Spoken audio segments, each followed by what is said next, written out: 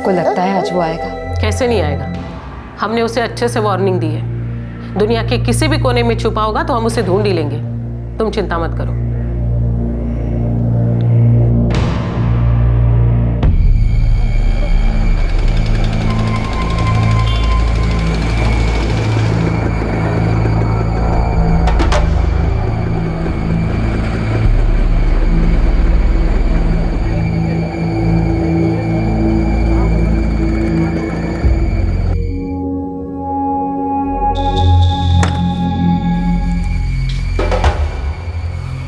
प्रणाली मैडम जी। नमस्ते, मैं गगनदेव।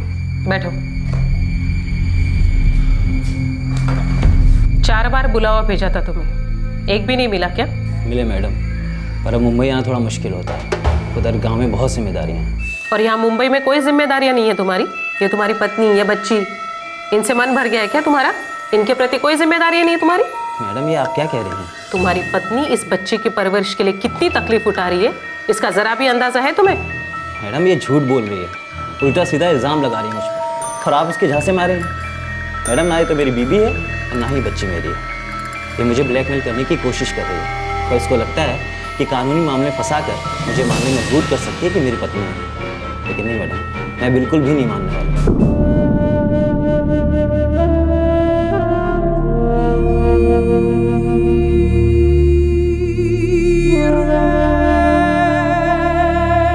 एक 29 साल की औरत दिल में तकलीफ और गोद में 1 साल की बच्ची लिए विमेन सेल में मदद के लिए आई। वो चाहती थी कि उसका पति लौट आए और उसे और उसकी बेटी को अपनाए। लेकिन जिस आदमी को वो अपना पति कह रही थी, वो जब आया तो उसने उस औरत और उस बच्ची को पहचानने से साफ इनकार कर दिया।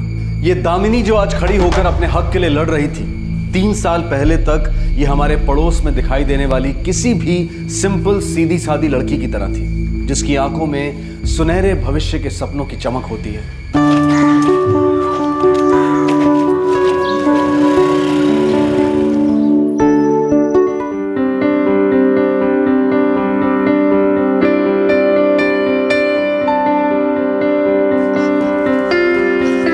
अच्छा पापा, मैं चलती हूँ, बहुत देर हो गई है।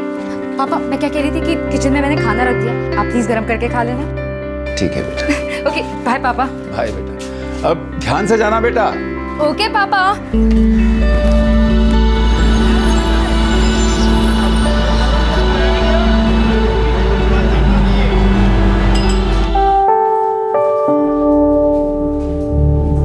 जी अब देखिए सर, आप प्लीज 25 तारीख से पहले पैसे भर दीजिए, वरना आपको पेनल्टी लगेगी। Thank you sir. दामिनी ये लिस्ट लो, इसमें विवेक बहल का नंबर है। इसका बैलेंस 6000 से ऊपर चला गया और 4 महीने से इसने बिल नहीं भरा है। सर मैं इन्हें 3 दिन से लगातार फोन कर रही हूँ, पर हमेशा इनका फोन ऑफ आता है। ये लो, ये इसका फॉर्म है, इसमें इसका ऑल्टरनेट नंबर है, इसको ट्राई करो और इस रिकवरी को प्रायोरिटी पे डालो, ठीक है? Right sir.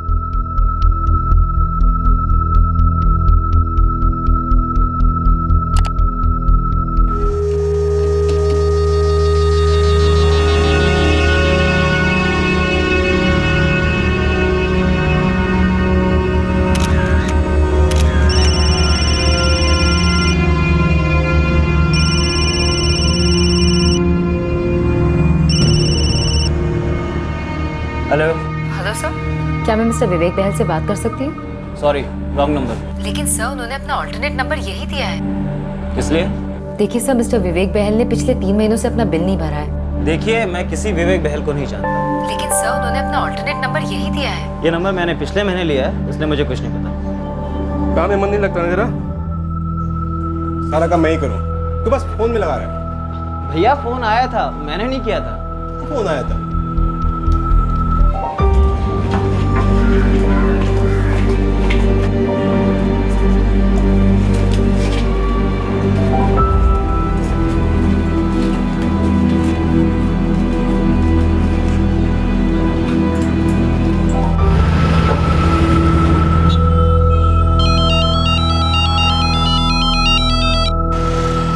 Good evening sir. Damini वो कस्टमर विवेक बहल को फॉलो अप किया? जी सर मैंने किया था। सर वो जो ऑल्टरनेट नंबर है ना, वो किसी और का लॉट हो गया है। झूठ बोल रहा होगा दामिनी। अगर पैसे रिकवर नहीं हुए तो सारे पैसे हमें भरने पड़ेंगे और अमाउंट बहुत बड़ा है। कोई बात नहीं, तुम फॉलो अप करते रहना, केस को छोड़ना मत, okay? Okay sir, okay. 444 9।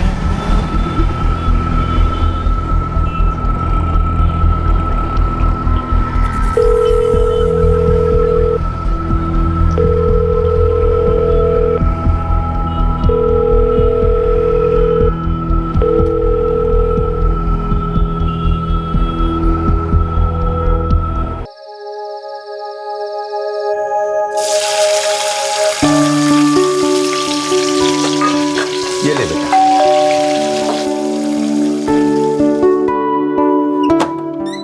Uncle, माँ की दाल लाई हूँ, अरे वाह, अंदर किचन में रख देती हूँ। अरे रुक रुक रुक रुक, दाल मत चढ़ा, मैं तेरे और अंकल के लिए बना कर लाई हूँ माँ की दाल। सुषमा दी, आज तो मजा आ गया। Thank you. मैं वहां रख देती हूँ। हाँ दी, आई लव यू।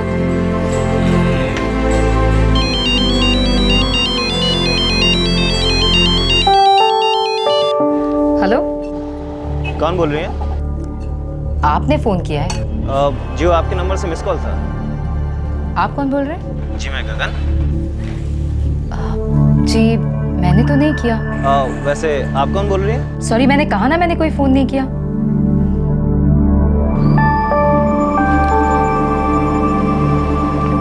किसका फोन था बेटा? कोई रॉन्ग नंबर था।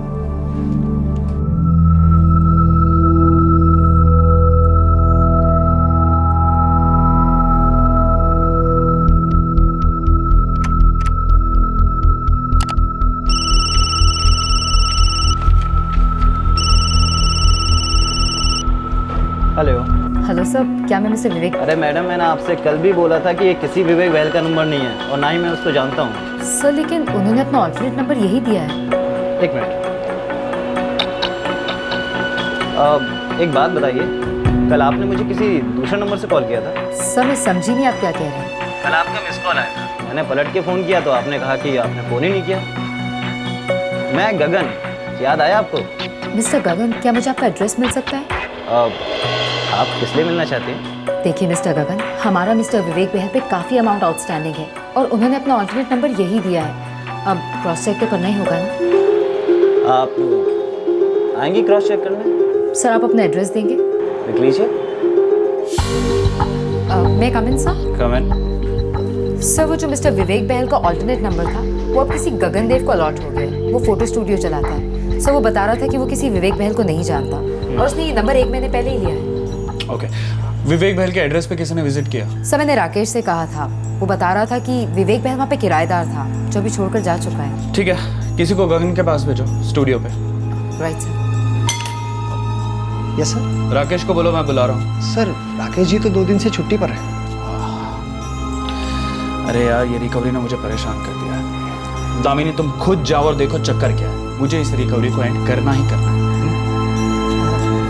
Okay sir.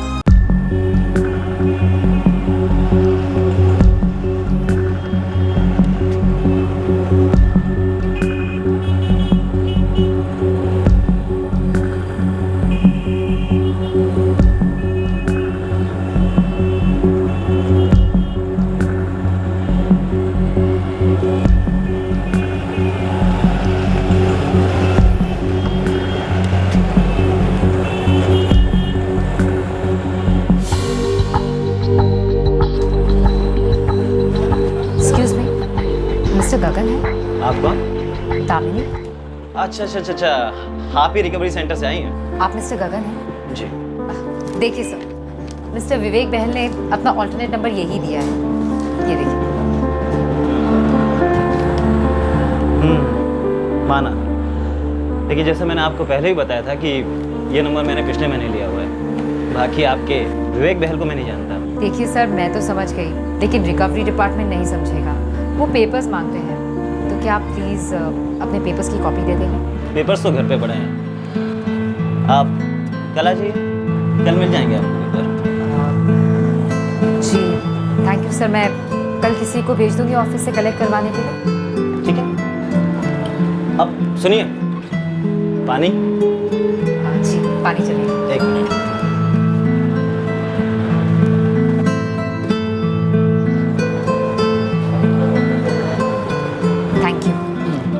चाय? नो थैंक्स, पेपर्स कल पक्का मिल जाएंगे। पक्का। Thank you.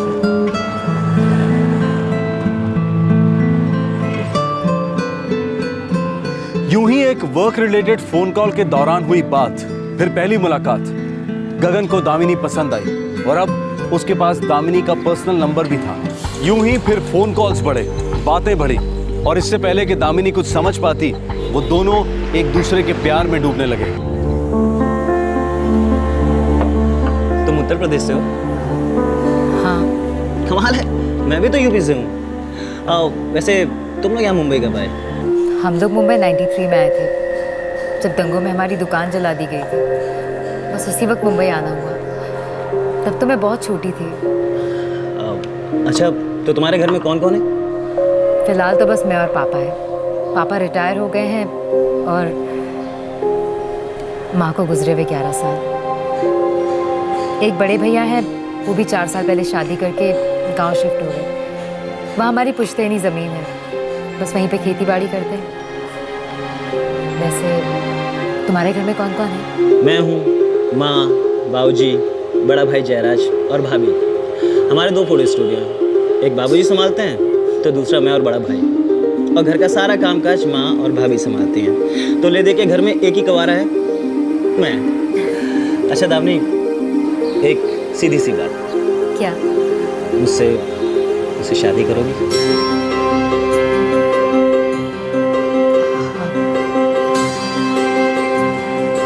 क्या तुमने इस बारे में अपनी मम्मी पापा से बात की है?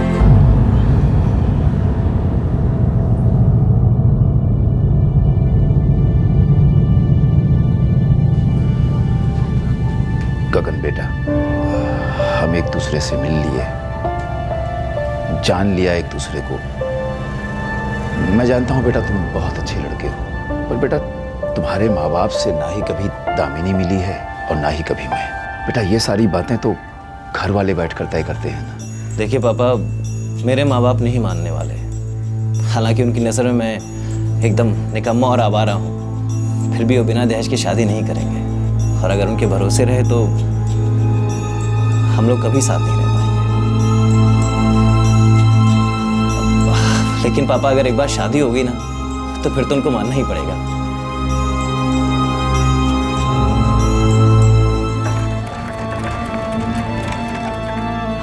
पापा, भैया, तो क्या शादी के बाद तुम लोग यहीं रहने वाले हो? हाँ, मैं वैसे भी पापा को अकेले नहीं छोड़ना चाहती थी। लेकिन उसके घर वाले मान जाएंगे? मैं गगन के भैया भाभी से मिली हूँ, उन्हें सब पता है।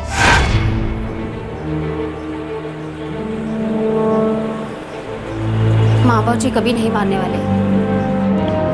कुछ भी कर लो, मेरी भी नहीं सुनेंगे। भैया फिर क्या करेंगे?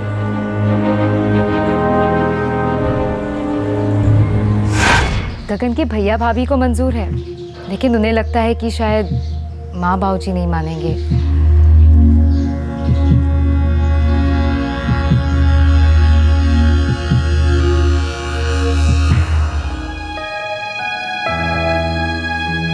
चलो हम लोग मंदिर में जाके शादी करते हैं।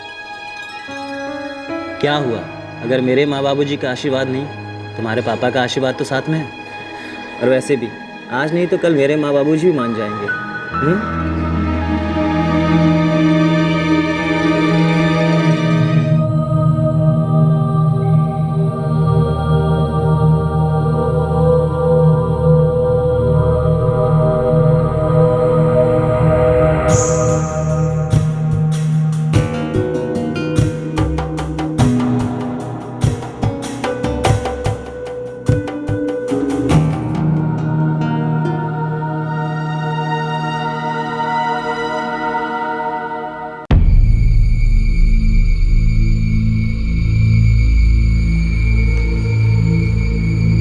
ये फोटो देखिए,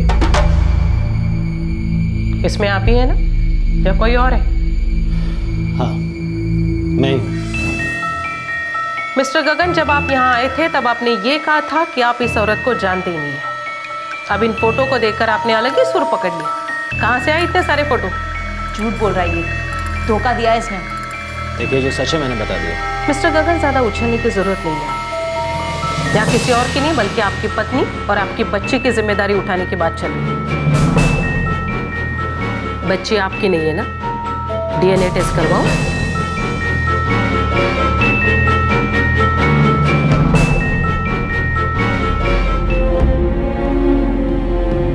तुमने मुझसे कहा नौकरी छोड़ दो, मैंने छोड़ दिया।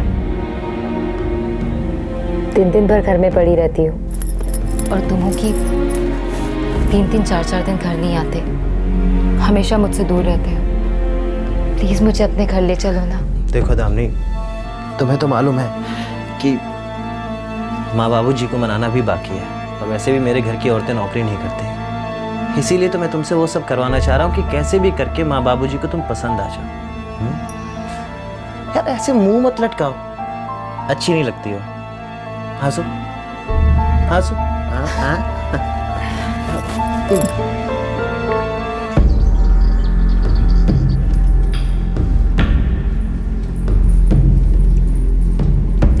बस बस बहू।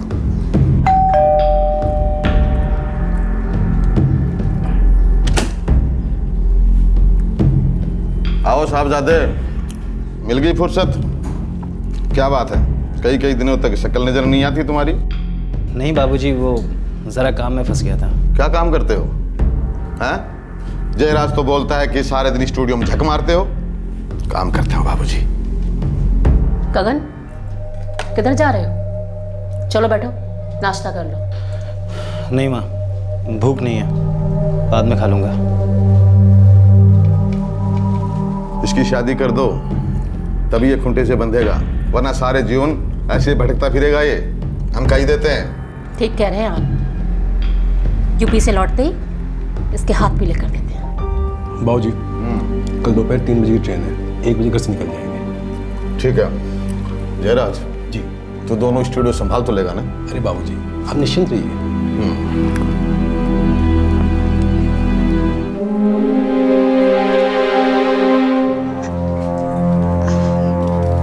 जानते हैं पापा, गगन ने ना सेल्समैन की नौकरी ढूंढ ली है। जॉब तो ठीक है बेटा, पर मुझे डर लग रहा है वो कब तक अपने परिवार के साथ इस तरह आंख मिचोली खेलता रहेगा। पापा, सब ठीक हो जाएगा। गगन कोशिश कर रहे हैं ना, आप देखना बहुत जल्दी सब कुछ ठीक हो जाएगा। मुझे पूरा यकीन है पापा।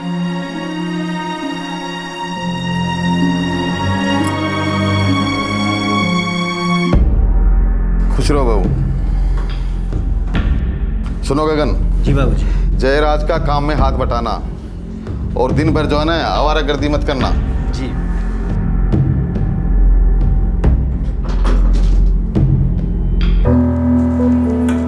गगन, दामिनी को ले आओ, यही मौका है। माँ बाबूजी 15 दिन बाद आएंगे। पर भाभी, माँ बाबूजी आ जाएंगे फिर क्या करेंगे? फिर उन्हें सच्चाई बता देंगे कि आपने शादी कर ली है। एक बार गुस्सा करेंगे फिर तो मान ही जाएंगे ना।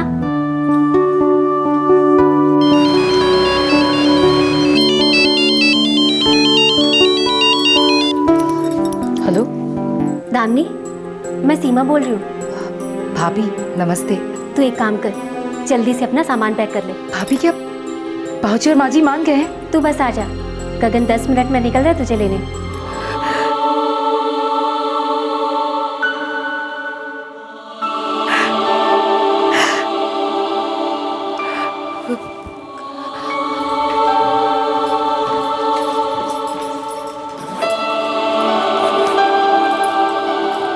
दामिनी, बेटा ना ही तेरी शादी ठीक से हुई, ना ही मैं तुझे ठीक से विदा कर पा रहा हूँ। कोई बात नहीं पापा, आप चिंता मत कीजिए। देखना, अब सब ठीक होने वाला है।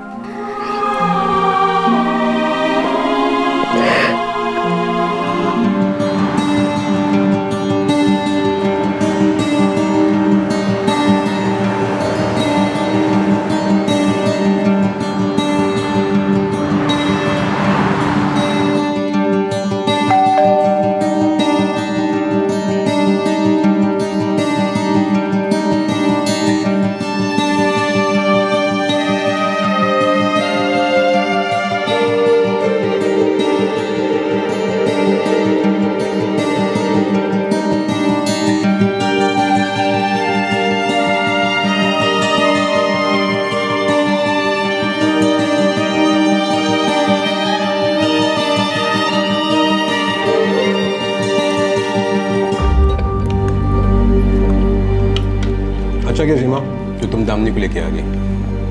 गगन, बीबी आ गई तुम्हारी, इधर जा बेटा, खाना थोड़ा मन लगा ले। अब देखना ये है कि माँ बाबूजी आगे क्या बोलते हैं।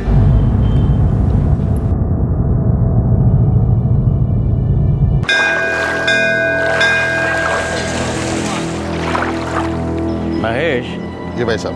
गगन के लिए एक लड़की है जी, इकलौती है, अच्छा पैसे वाला परिवार है। तो बात चलाओ ना भाई साहब। वैसे उसकी उम्र शादी लायक हो गई, शायद शादी के बाद वो लाइन पे आ जाए। 10 लाख रुपए कैश देंगे, 30-35 तोला सोना और भी बहुत कुछ देंगे। इकलौती लड़की है ना आखिर। इकलौती है, फिर और किसको देंगे? भाई साहब आप तो बस बात चलाइए।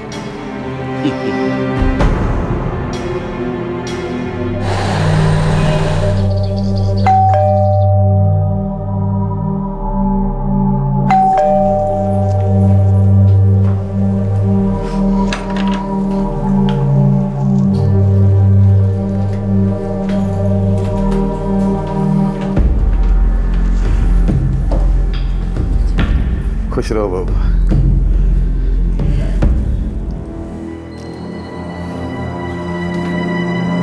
खुश रहो, खुश रहो। ये कौन है? माँ बाबूजी, ये दामिनी है। दामिनी तो ठीक है, पर ये है कौन? माँ जी, बाबूजी, गगन ने शादी कर ली है। ये आपकी बहू दामिनी है।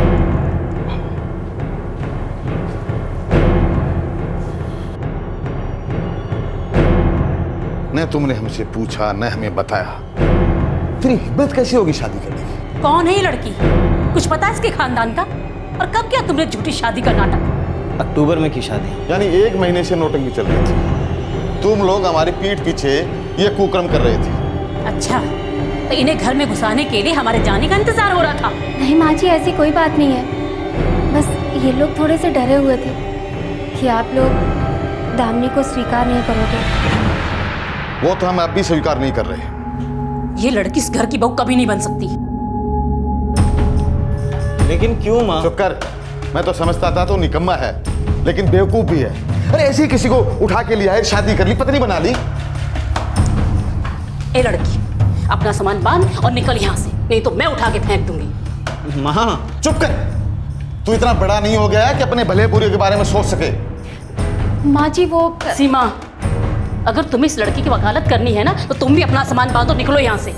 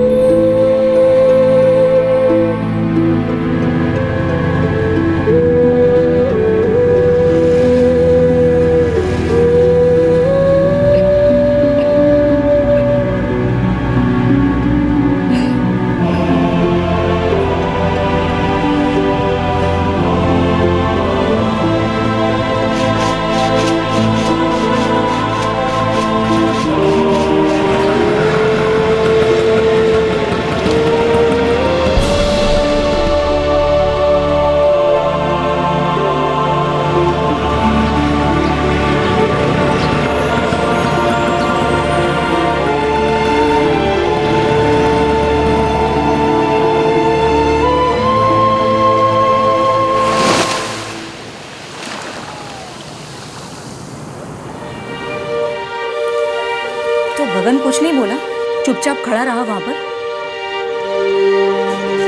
उन्होंने कहा है कि वो सब संभाल कर जल्दी आ जाएंगे मेरे पास। क्या बकवास है?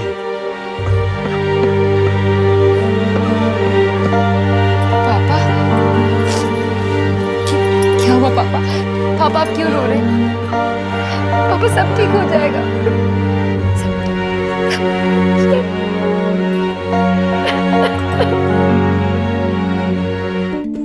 अरे का गधापना कर दिया गगन ने।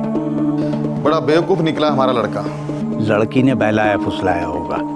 तुम एक काम करो, गगन को कहो कि ताऊ जी ने जो लड़की देखी है वो बहुत अच्छी है, बहुत कुछ लेकर आई। और अगर फिर भी दिमाग में बात नहीं आती है तो लड़की के बाबूजी को बुलाओ, उससे मोल भाव करो, सौदा करो, बिना सौदे के मत जाने देना। अरे हमारा लड़का जो है वो कोई रद्दी नहीं है कि ऐसा ही फेंक दे, समझ गए ना? आप ठीक कह रहे हैं भाई साहब। माँ, वो अच्छी लड़की है, तभी मैंने शादी की। उस बेचारे की माँ मर चुकी है, बाप रिटायर हो चुके हैं, थोड़े गरीब जरूर हैं। तो क्या करें, हमने धर्मशाला खोल रखी है। अरे बेटा, तुझे तो अपने भविष्य की परवाह नहीं है। अगर वो खाली हाथ चली आई, कुछ नहीं लाई, तो क्या खाक करेगा जीवन में? हाँ? गगन, उसके बाप से बोल एक बार मुझसे आकर मिले। ये क्या कह रहे हैं आप? इसमें हर्ज क्या पुष्पा, एक बार मिल लेते हैं ना।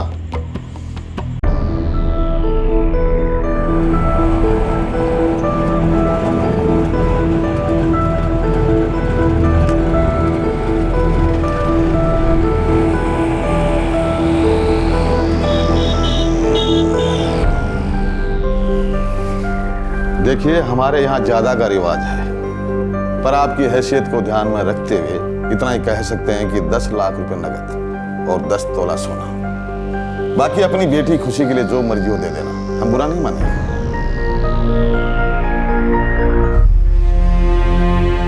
मैं पेंशन पर जी रहा हूँ, एक गवर्नमेंट फैक्ट्री में काम करता था। मेरी तो इतनी हैसियत भी नहीं है समधी जी। अभी बात पक्की नहीं हुई और आप रिश्ते गांठने लग गए। पहले सारी व्यवस्था कर लो, फिर अपनी बेटी को भेज देना और मुझे समधी बोल देना। अभी आप माफ कीजिएगा।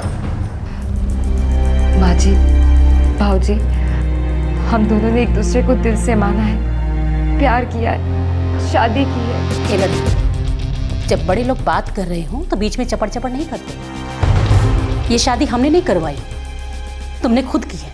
और वैसे भी इस शादी का कोई मतलब नहीं। हमारे यहाँ शादी बड़े धूमधाम से की जाती है, पूरे खानदान रिश्तेदारों को बुलाया जाता है।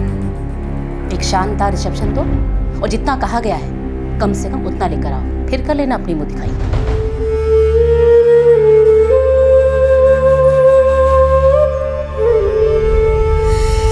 जाइए, व्यवस्था कीजिए।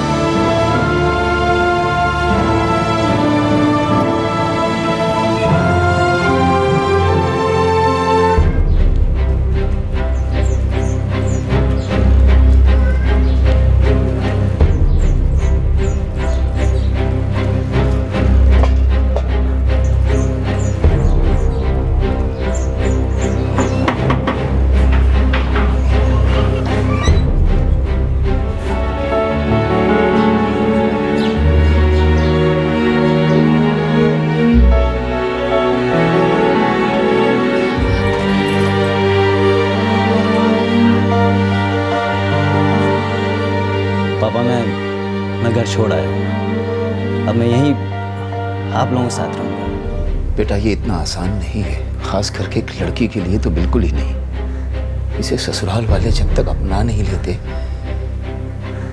तब तक मुश्किल ही है बेटा, कुछ आसान नहीं है। पापा, मैं मना लूँगा, वो मेरे माँ बाप हैं, जानता हूँ उन्हें। हाँ, थोड़ा टाइम लगेगा पर वो लोग मान जाएंगे।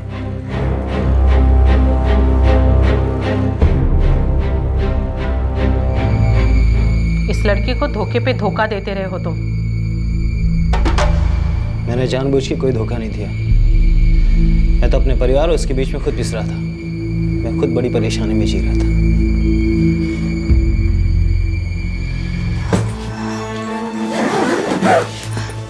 वापस कब आओगे? माँ की तबीयत ठीक हो जाए मैं आ जाऊंगा।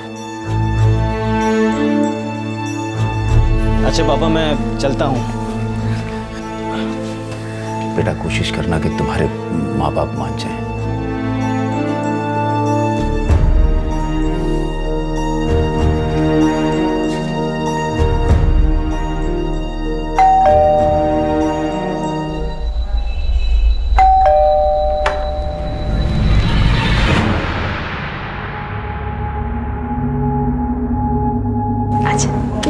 गगन, अगर तू अब उधर वापस गया ना तो मेरा मरा मुंह देखेगा। माँ, ये क्या नाटक है? क्या हुआ है तुझे? गगन, अगर तुझे बीमार करना बोला होता तो तू आता। इधर आ, चुपचाप मेरी बात सुन। मैंने तेरे लिए एक लड़की देखी है, बहुत सुंदर है, खानदानी और पैसे वाली है। देख बेटा, तेरी जिंदगी बन जाएगी। कहाँ सड़ रहा है वहाँ। माँ। बेटा एक बार देख ले, तुझे मेरी कसम।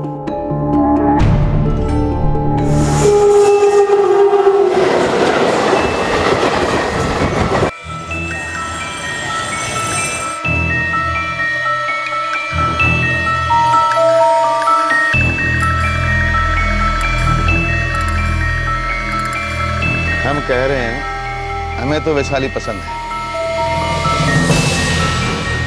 आप हाँ करें तो बात आगे बढ़े।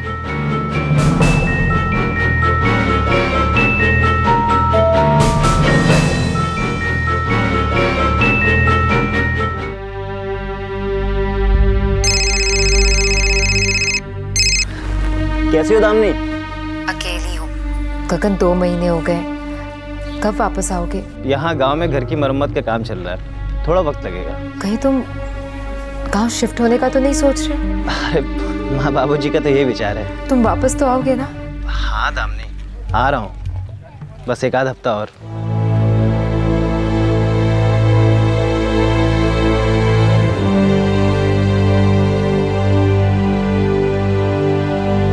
गगन दामिनी के पास लौटा, लेकिन थोड़े से वक्त के लिए, और अगले 6 महीने तक वो आता जाता रहा। अगस्त 2010 में दामिनी प्रेग्नेंट हो गई। यही वक्त था जब दामिनी को गगन के साथ की और इस रिश्ते को ठहराव की जरूरत थी। लेकिन गगन अब भी टालमटोल जवाब ही देता रहा कि कब उसके माता पिता दामिनी को बहू के रूप में स्वीकार करेंगे। पहला बच्चा है? जी। ठीक है, अपना ध्यान रखना। जो विटामिन मैं लिख रही हूँ उन्हें टाइम पे ले लेना, और अगले महीने चेकअप के लिए आ जाना। जी।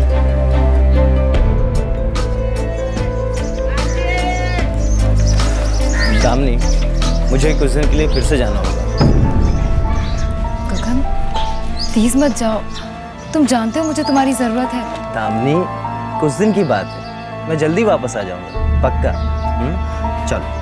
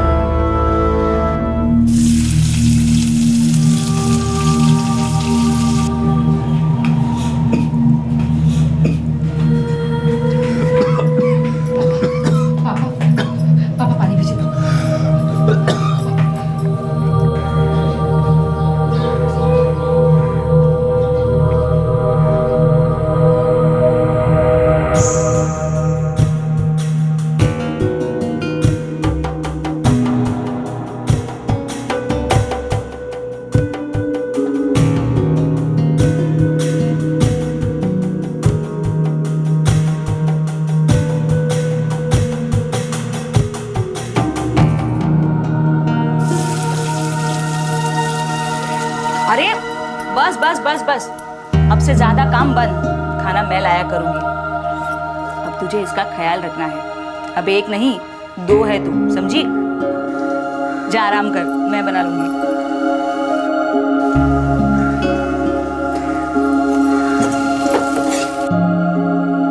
आज मैंने उसे पहली बार महसूस किया है। जानते हैं गगन, उसने लात मारी। अगर लड़का होगा ना तो हम उसे फुटबॉल प्लेयर बनाएंगे, और लड़की होगी तो पीटी उषा। दामिनी, सुनकर बहुत अच्छा लग रहा है। आऊँगा ना तो कान लगा के बात करूँगा और पूछूंगा क्या बनना है। हाँ हाँ पूछ लेना, आपको भी लात पड़ेगी। वैसे गगन, आप कब आ रहे हैं? आजकल ना बहुत अकेलापन लगता है। दामिनी, बहुत जल्दी आ रहा हूँ, बहुत जल्दी। अपना ख्याल रखना है। जी। गगन, तू अब भी बात करता है उससे? अरे कितनी बार बोला गगन तुझे कि तेरी जिंदगी बनने जा रही है, तो समझता क्यों नहीं? आ जाओ पूछो आराम से। 8वां महीना लग गया है तुझे। अगले महीने बच्चा इस दुनिया में आ जाएगा। लेकिन पिछले 6 महीनों से हमने इसके बाप की शक्ल तक नहीं देखी। है कहाँ वो बता रहा था कि दादाजी ने बिस्तर पकड़ लिया है, कभी भी जान जा सकती है, इसीलिए रुका हुआ है। और इधर तू और तेरा बच्चा, इन दोनों जानों की कोई परवाह नहीं उसे।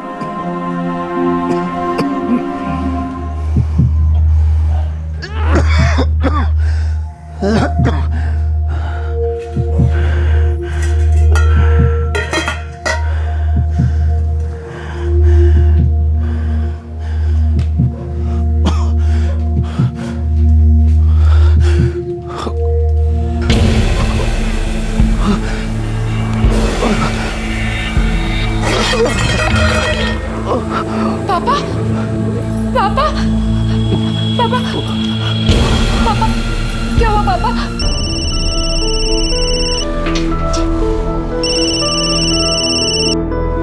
हाँ दामिनी बोलो। पापा पापा मैं छोड़ के चले गए। क्या? आज सुबह उन्हें हार्ट अटैक आ गया। दामिनी तुम ठीक तो हो ना? गगन प्लीज वापस आ जाओ, मुझे तुम्हारी बहुत जरूरत है, प्लीज आ जाओ। दामिनी खुद को संभाले रखना। मैं समझ सकता हूँ कि इस वक्त तुम पर क्या बीत रही होगी, लेकिन अपना ध्यान रखना। हाँ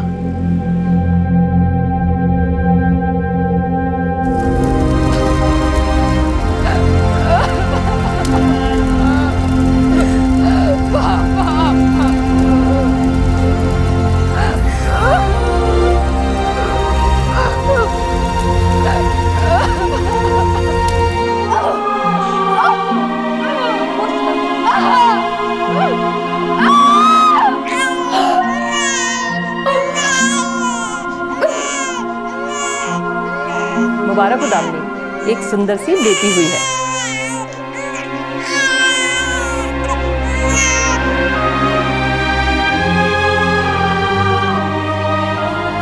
बिल्कुल हमारी छोटी दामिनी है ये। गगन कहाँ है? आ भी रहा है कि नहीं वो? उन्होंने कहा है कि वो परसों आ जाएंगे। एक बार इसे देखेगा ना तो कभी इसे छोड़कर नहीं जाएगा। हमारी प्यारी सी गुड़िया है ये, है ना? तू देखना, इसे मैं हमेशा अपने साथ ही रखूंगी, है ना? है ना?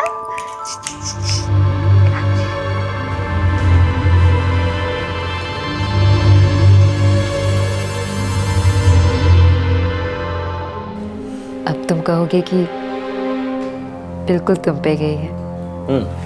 वो तो है।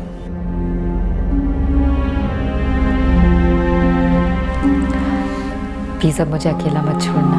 देखो दामिनी, एक बार तो जाना होगा। क्या है कि दादाजी की तबीयत बहुत ख़राब है, अंतिम सांसें लेने में जाए। और हाँ, फिर माँ बाबू जी को पोती की खुशखबरी भी तो सुनानी है। थोड़ा सा वक्त लगेगा, पर देखना वो लोग मान जाएंगे। और तुम चिंता मत करो, मैं अच्छे के लिए जा रहा हूँ।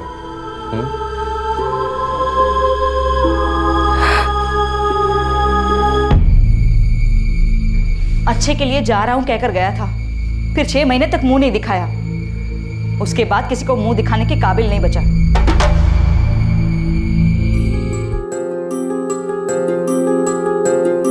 देख दामिनी, तू अपना ये थैंक यू बंद करा। महक हमारी भी बेटी है ना? है ना? और कब आ रहा है वो गगन? उसको बोल कि तुरंत आए। अब पानी सर के ऊपर जा रहा है। इस बार मैं और शाम बात करेंगे उससे।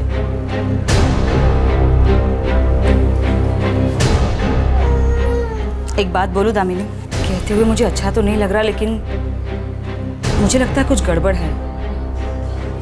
उसका पूरा परिवार गांव शिफ्ट हो गया। दादाजी पिछले 1 साल से अंतिम सांसें गिन रहे हैं। जरूर ये कोई बहाना है।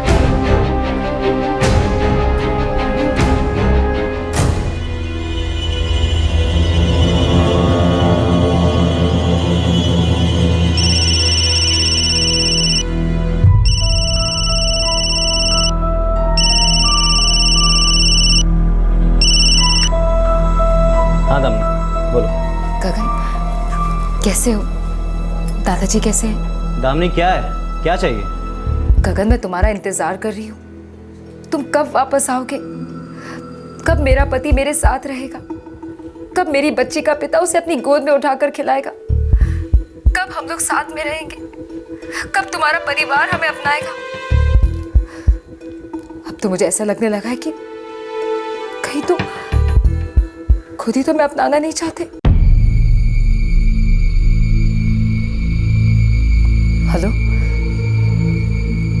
गगन, तुम सुन रहे हो ना? देखो दामिनी, मुझे लगता है कि हमारे बीच में कुछ भी नहीं बचा है। कुछ नहीं बचा? गगन, तुम ये क्या कह रहे हो?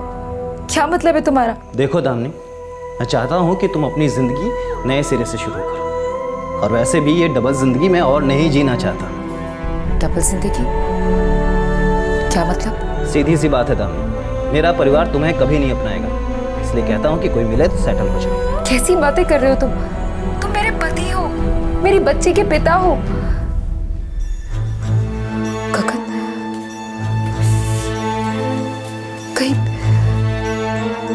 कहीं तुम्हें कोई और तो नहीं मिल गई है? गगन, जवाब तो, कहीं तुम्हें कोई और तो नहीं मिल गई है? हाँ दामिनी, मेरी शादी हो चुकी है। क्या? हाँ, मेरी शादी हो चुकी है, मेरी फैमिली है, इसलिए कहता हूँ कि मुझे भूल जाओ और नए सिरे से अपना घर बसा लो। गगन, तुम मजाक कर रहे हो ना? मैं सच बोल रहा हूँ। तुमने कब शादी कर ली? कहाँ? यही गांव में, इसी साल 21 मई को। आप समझी मेरी बात? मतलब कि हमारी बेटी के पैदा होने के 1 हफ्ते बाद ही तुमने शादी कर ली? तुम ऐसा कैसे कर सकते हो? तुम तो मुझसे बोल के गए थे कि तुम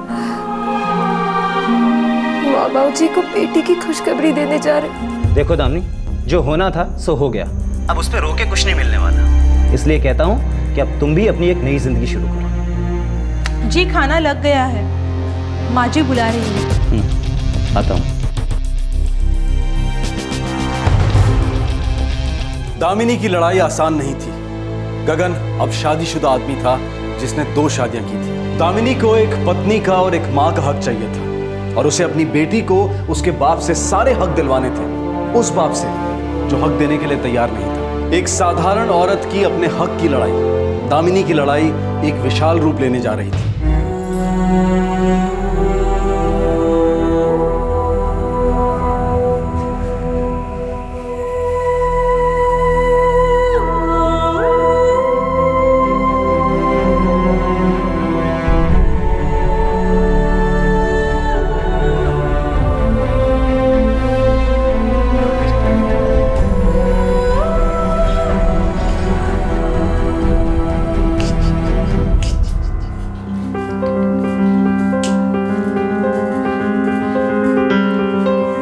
चिंता मत करो दामिनी, हम हैं ना तुम्हारे साथ।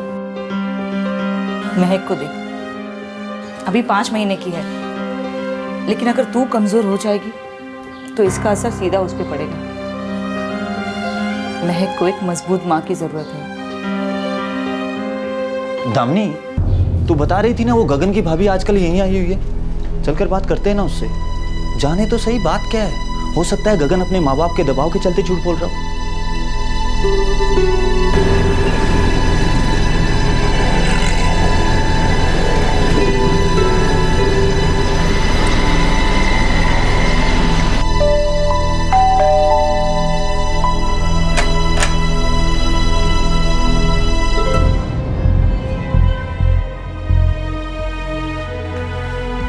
सच कहूं, गगन ने तुमसे झूठ बोला। दादाजी का स्वर्गवास तो कई सालों पहले ही हो चुका है। भाभी, क्या गगन ने सच में दूसरी शादी कर ली? हाँ दादी।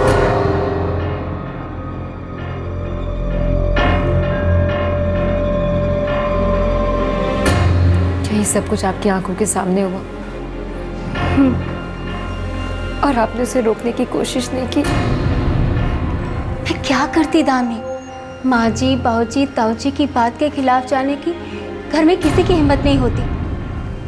अगर कोई कुछ कर सकता था तो वो खुद गगन, लेकिन मुझे लगा वो भी बदल गया, दहेज के लालच में आ गया।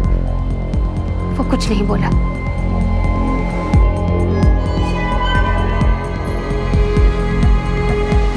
गगन ने बहुत गलत किया, पहले तो इसका काम छुड़वाया और बाद में जब ये माँ बन गई तो इसे भी छोड़ के चला गया वो। दामिनी, बच्ची कैसी है?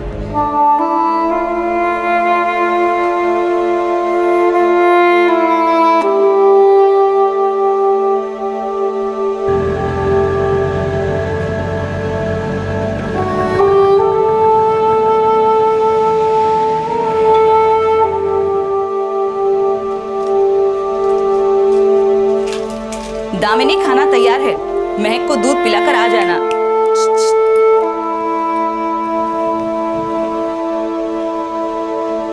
दामिनी, मैं समझ सकती हूँ ये बहुत मुश्किल है, लेकिन कब तक ऐसे अंदर अंदर घुटती रहेगी? कुछ बोलेगी, बात करेगी, तभी तो मन हल्का होगा ना। और हम सब हैं तेरे साथ हमेशा।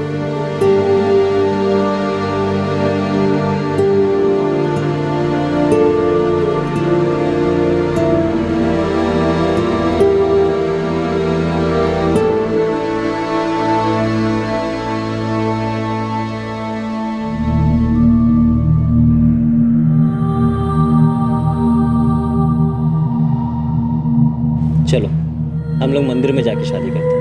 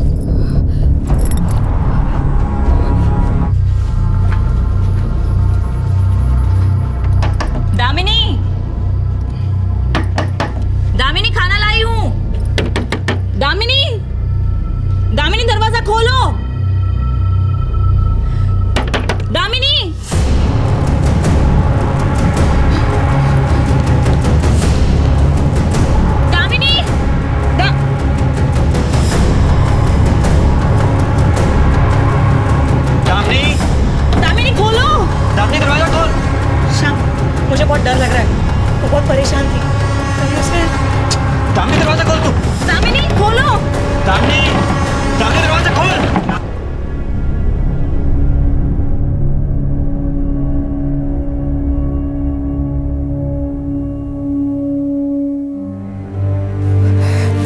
बस दीदी, अब मैं जीना नहीं चाहती। मैं महक को भी अपने साथ ले जाऊंगी। मैं उसे इस तकलीफ में नहीं छोड़ूंगी।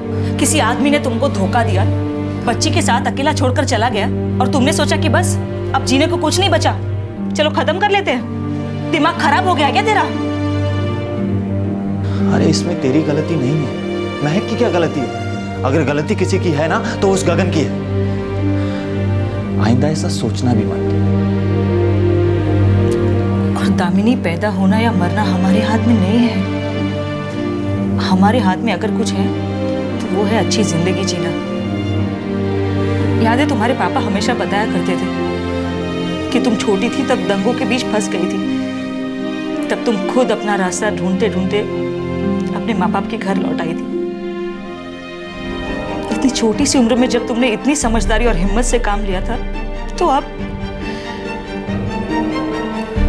मुझे पता है मेरी दामिनी अब भी अपना रास्ता खोज लेगी। तुझे अपने और महक के हक के लिए उस आदमी से लड़ना है। पड़ोसियों के सहारे जो पड़ोसी कम और परिवार ज्यादा थे, दामिनी ने हिम्मत बटोरी और अपने ऊपर हुई ज्यादती के खिलाफ खड़ी हुई। वो सिर्फ ये चाहती थी कि गगन देव उसे अपनी पत्नी माने और उसकी बेटी को अपनी बेटी।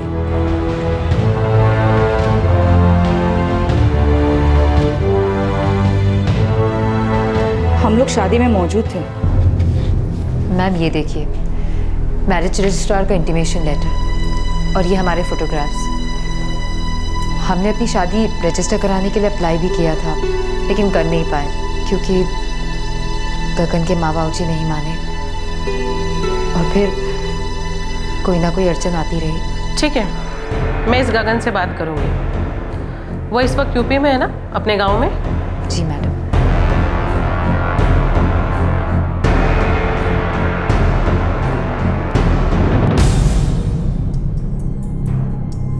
मिस्टर गगन, मैं आपके जवाब का इंतजार कर रही हूँ। या आप ये चाहते हैं कि मैं इस एनसी को एफआईआर में बदल दूं? तकलीफ हो जाएगी, समझ लो।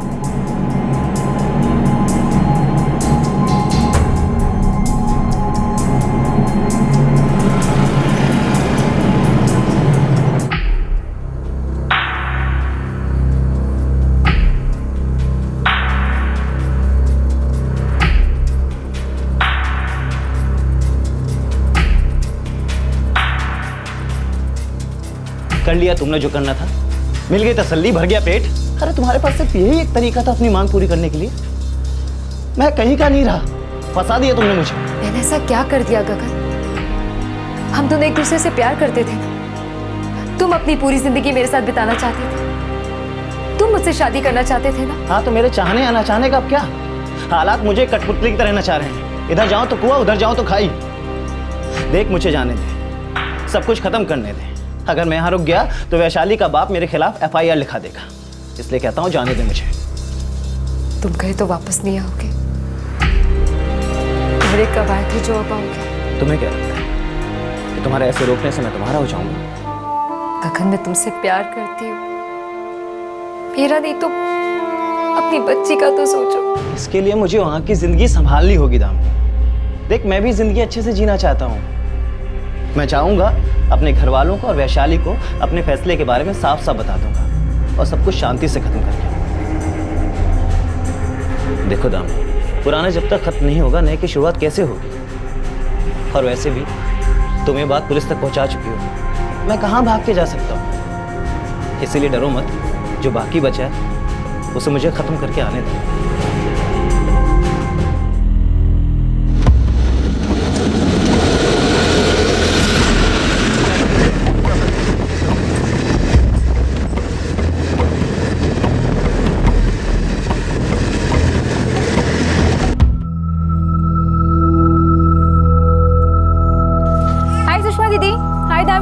अरे शीतल, कैसी हो?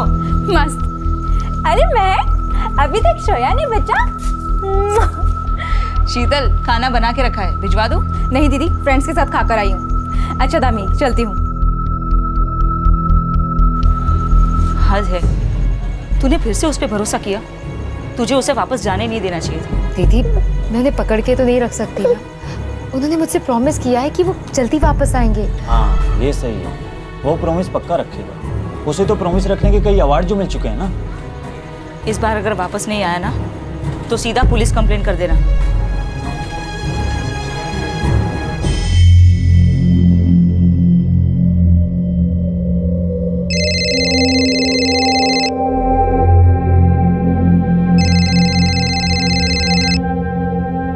हेलो दामिनी जी, हमने आपको एक सलाह देने के लिए फोन किया है। बहुत छोटी सी सलाह है। गगन के पास आने की कोशिश मत कीजिए, और हाँ, पुलिस से दूर ही रहिए। आप कौन बोल रहे हैं? नाम से नहीं, बात से मतलब रखो। अगर बात भेजे में नहीं घुसी ना तो तुम और तुम्हारी बेटी दोनों नहीं बचेंगे, समझे ना? कौन बोल रहे हैं? बात समझ में नहीं आ रही है क्या? बार बार एक ही बात को बोले जा रही है दामिनी जी आप। हमने सोचा था कि जबान से काम चल जाए, चाकू निकालने की जरूरत नहीं पड़ेगी। आपके फायदे के लिए कह रहे हैं, गगन से दूर रहिए, नहीं तो हमें आपको और आपकी बेटी को रास्ते से हटाना पड़ेगा। हेलो हेलो,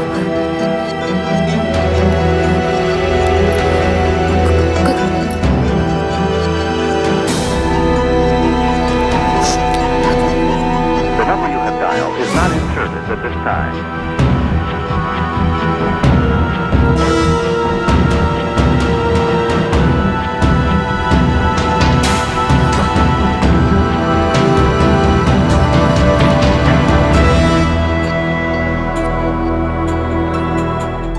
मैम, मैंने गगन के फ़ोन पे कई बार नंबर ट्राई किया, लेकिन फ़ोन ऑफ आ रहा है।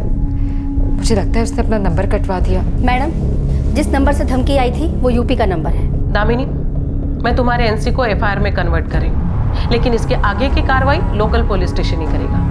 जिसके एरिया में केस पड़ता है वही इसे आगे देखेगा। मैं अभी तुम्हारी फाइल वहां भिजवा देती हूँ, तुम्हें वहां जाना पड़ेगा। जी।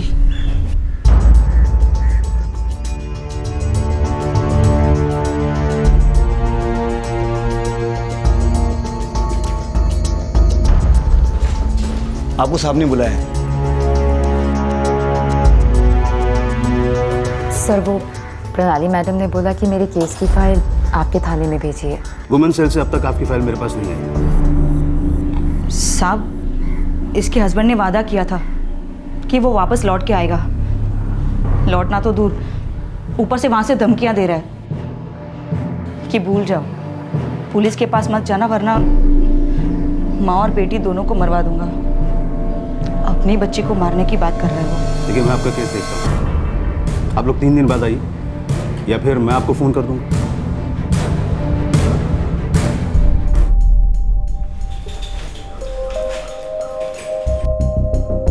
अब मैं क्या कहूँ, आप लोगों की फाइल तो अब तक नहीं आई। लेकिन सर प्रणाली मैडम ने कहा था कि उन्होंने 4 दिन पहले फाइल भेज दी थी। शायद कहीं कोई गड़बड़ हो गई हो। साहब आप कार्रवाई तो शुरू करें। देखिए, आप लोगों ने एफआईआर वुमेन सेल में किया है तो हिसाब से ही चलना पड़ेगा ना। आप लोग 1 हफ्ते बाद आइए, हो सकता है तब तक फाइल भी आ जाए।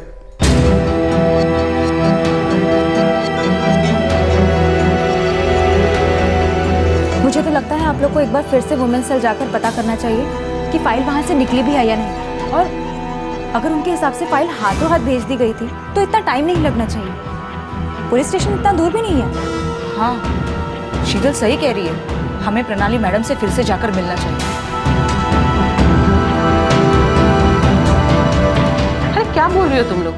मैंने तो उसी दिन एफआईआर बना के भेज दी थी। आरती, इनके फाइल का क्या हुआ? मैडम मैंने तो उसी दिन डिस्पैच कर दी थी, वहाँ थाने में रिसीव भी हो गई है। किसने रिसीव की थी? जी कांस्टेबल गायकवाड़ ने। ठीक है, तुम जाओ। जी।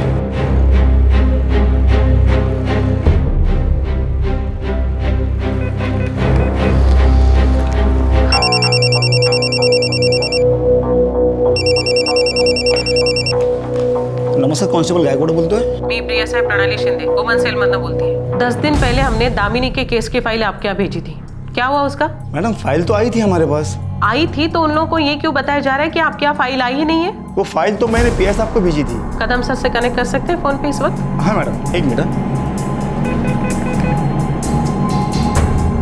नमस्कार सर, मी PSI प्रणाली शिंदे, वुमेन सेल मधु। प्रणाली, मुझे फाइल मिली है, मैंने पढ़ी भी है। सर इस औरत के साथ बहुत बुरा हुआ है। इसके पति ने बहुत ही गंभीर गुनाह किया है। उसने इसे पहले तो छोड़ दिया, उसके बाद उसने दूसरी शादी कर ली सर, जो कि कानून के खिलाफ है। प्रणाली, इसमें एक प्रॉब्लम है। क्या प्रॉब्लम सर?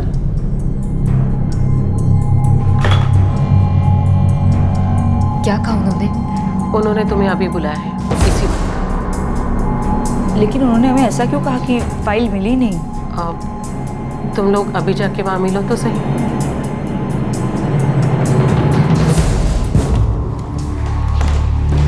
अब अंदर जाइए। फोटोग्राफ्स के आधार पर आप ये दावा कर रही हैं कि आपकी शादी हो चुकी है? जी सर। और शादी के सबूत के तौर पर मैरिज रजिस्ट्रार का ये इंटीमेशन लेटर? जी सर। इसके अलावा कानूनी ऐसी कोई चीज नहीं जिससे ये साबित हो सके कि आपकी शादी हुई है? साहब का क्या मतलब है, मैं समझी नहीं। देखिए, जब आपके पास कानूनन कोई सबूत ही नहीं है तो हम आगे की कार्रवाई कैसे कर सकते हैं? ये इंटीमेशन लेटर कोई मैरिज का रजिस्ट्रेशन सर्टिफिकेट नहीं है, इसलिए आपकी शादी नहीं मानी जाएगी। और जहां तक ये फोटोग्राफ्स का सवाल है, ये आपकी शादी के नहीं है। आप दोनों के साथ में जो भी फोटोग्राफ्स हैं, इससे ये साबित नहीं होता कि गगन आपका पति है। लेकिन सर वहाँ विमेन सेल में प्रणाली मैडम के सामने उसने कबूल किया है कि दामिनी उसकी पत्नी है। जी सर, और प्रेगनेंसी के वक्त मैं जब भी क्लिनिक जाती थी वो हमेशा मेरे साथ होते थे। वहाँ के डॉक्टर्स भी उन्हें जानते हैं। मैडम, ये कोई सबूत नहीं है। पर क्लिनिक में तो आपके साथ कोई भी जा सकता है, जरूरी नहीं है कि वो आपका पति हो। देखिए मैडम, मैं आपको झूठा दिलासा नहीं देना चाहता, इसलिए पिछली बार भी आप लोगों को नहीं बताया था। लेकिन हमने केस को फॉलो किया है, उस गगन को भी यहाँ बुलाया था। और देखिए, वो हमें ये देकर गया है। ये लेटर आप ही का लिखा हुआ है, नीचे आपकी सिग्नेचर है, मई 2011।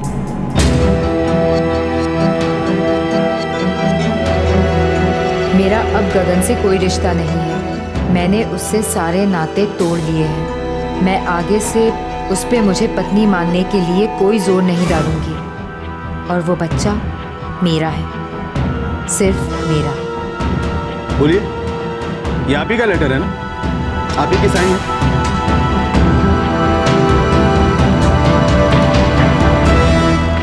दामिनी, ये तूने लिखा है?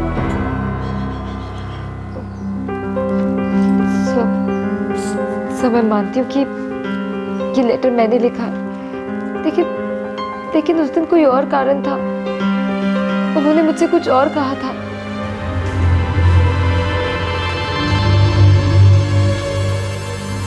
अब तुम कहोगे कि बिल्कुल तुम पे गई है। वो तो है। प्लीज अब मुझे अकेला मत छोड़ना। देखो दामिनी, एक बार तो जाना होगा।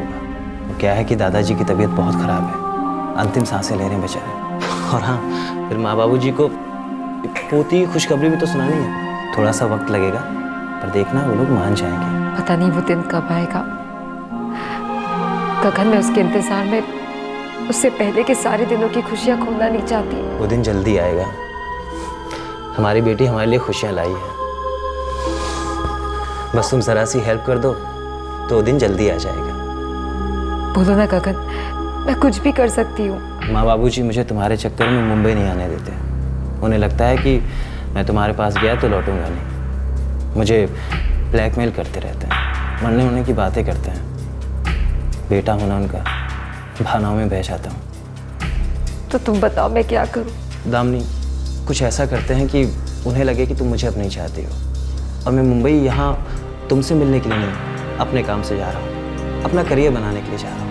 और वैसे भी अब हमारी बेटी हो गई है। देखना, देर सवेर वो लोग मान ही जाएंगे। गगन, तुम वापस आ जाओ, मुझे और क्या चाहिए? मेरा अब गगन से कोई रिश्ता नहीं है। मैंने उससे सारे नाते रिश्ते तोड़ लिए हैं और मैं अब से उस पे मुझे अपना पति मानने के लिए कोई जोर नहीं डालूंगी। और ये बच्चा सिर्फ मेरा है।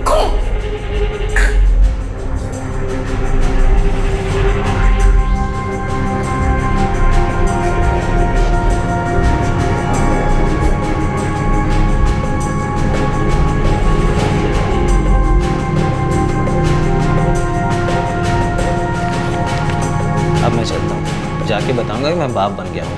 देखना वो लोग ज़रूर मान जाएंगे। तुम चिंता मत करो, मैं अच्छे के लिए जा रहा हूँ। और अगर नहीं माने ना तो ये लेटर दिखाऊंगा, तब वो लोग ज़रूर आने देंगे 100%। दामिनी, अपना ख्याल रखना।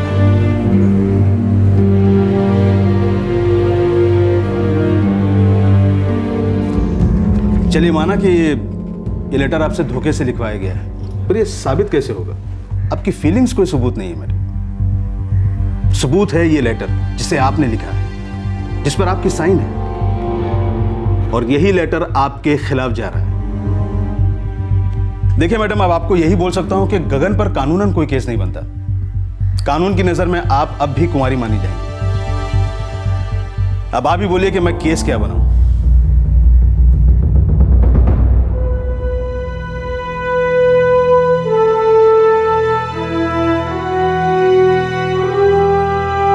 हार मत मानो, तो अब क्या करें?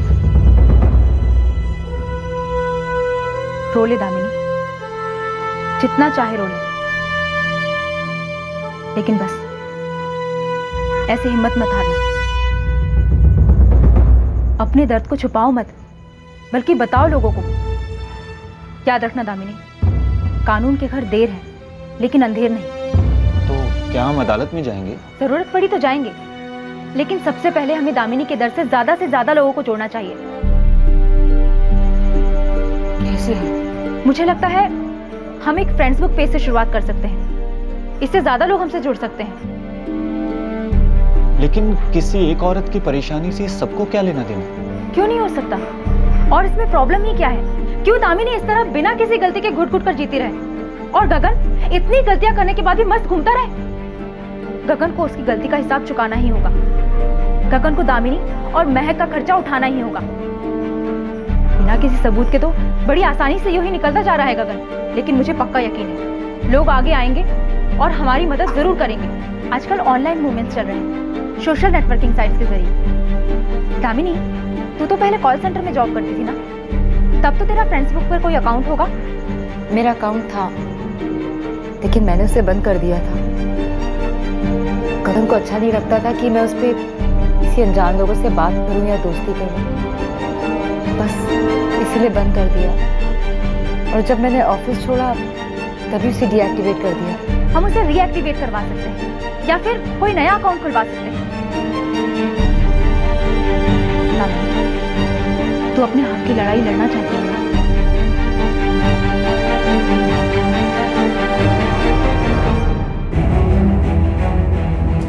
दामिनी, तू पक्का यही ईमेल आईडी यूज कर रही थी ना? Damini 76@sss.hi, right? चल, तेरा नया पासवर्ड तेरी ईमेल आईडी में आ जाएगा। तेरी ईमेल आईडी का पासवर्ड बता। लास्ट जो मैंने यूज़ किया था वो गगन ILU यही था। बहुत प्यार करती थी ना उससे, और शायद आज भी दिल के किसी कोने में उसके लिए प्यार है।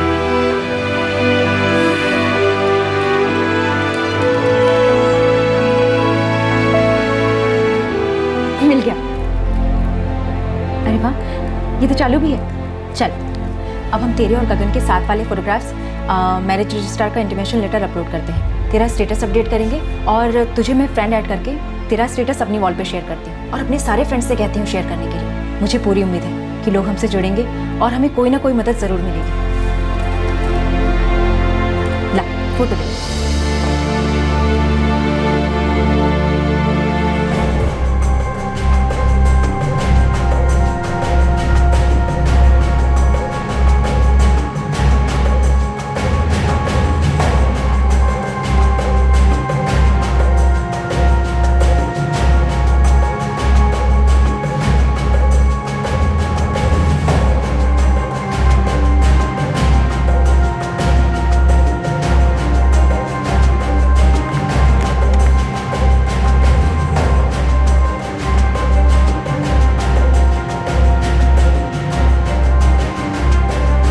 जिस आदमी से मैंने प्यार किया, जिस आदमी से मैंने शादी की, जो मेरी बेटी महक के पिता हैं, वही आज कहते हैं कि मैं उनकी बीवी नहीं हूँ। वो आज धोखे से दूसरी शादी कर चुके हैं। मेरे पास शादी का सर्टिफिकेट नहीं है, इसीलिए मुझे दूध में से मक्खी की तरह निकाल कर अलग कर दिया गया।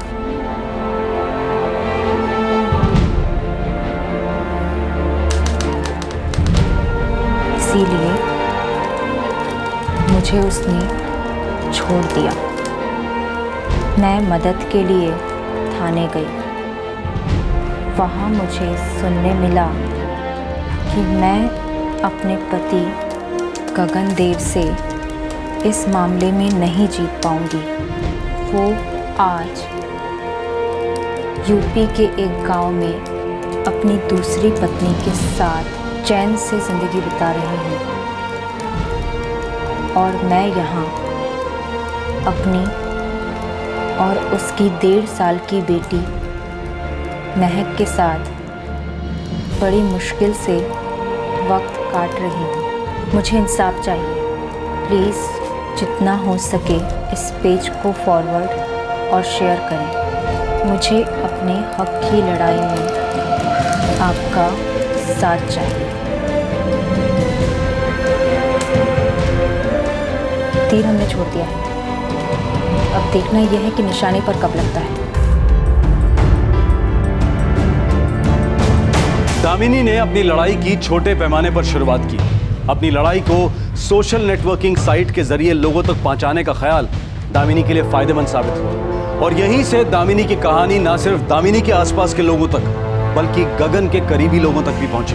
कुछ लोग मदद के लिए सामने आए और अब दामिनी को अपनी मशाल उठाकर आगे बढ़ना था। क्या दामिनी की लड़ाई आगे बढ़ पाई? जिन लोगों का साथ पाने में दामिनी कामयाब हुई, उसी साथ को क्या दामिनी एक मुहिम में तब्दील कर पाई? दामिनी की लड़ाई ने आगे चलकर एक विशाल रूप हासिल किया। दामिनी की अपने लिए और अपनी बेटी के लिए इंसाफ की जंग जारी रहेगी।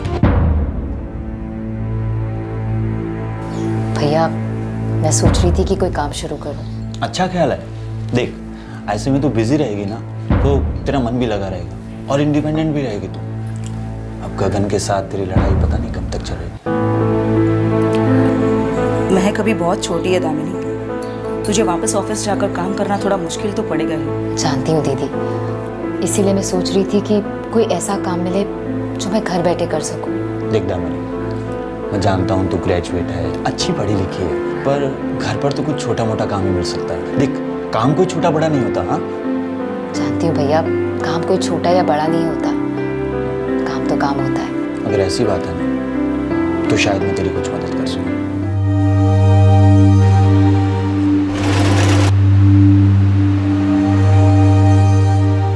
क्या है श्याम भाई, लेबल स्टिचिंग के 5 रुपए देते। मेरे पास पहले से ही 10 आदमी है, मुझे और लोगों की ज़रूरत नहीं है। एक और रख लो ना भाई, क्या फ़र्क पड़ता है? लेकिन आपने तो कहा था कि वो घर से काम करेगी। देखो श्याम भाई, अब जीन्स लाने के लिए मुझे एक लड़का भेजना तो महंगा पड़ेगा ना। देखो श्याम भाई, 200 रुपये में जीन्स बेचता हूँ, बड़ी मुश्किल से 25-30 रुपये मिलते हैं। अब लेबल स्टिचिंग के लिए मैं 7-8 लगा दूँ तो नहीं, परवड़ता नहीं। लड़का भेजने की ज़रूरत नहीं है भाई, ये काम मैं कर लूँगा। और आप पर जीन्स लेबल स्टिचिंग 5 मत देना, 4 दे देना, 3 दे देना भाई।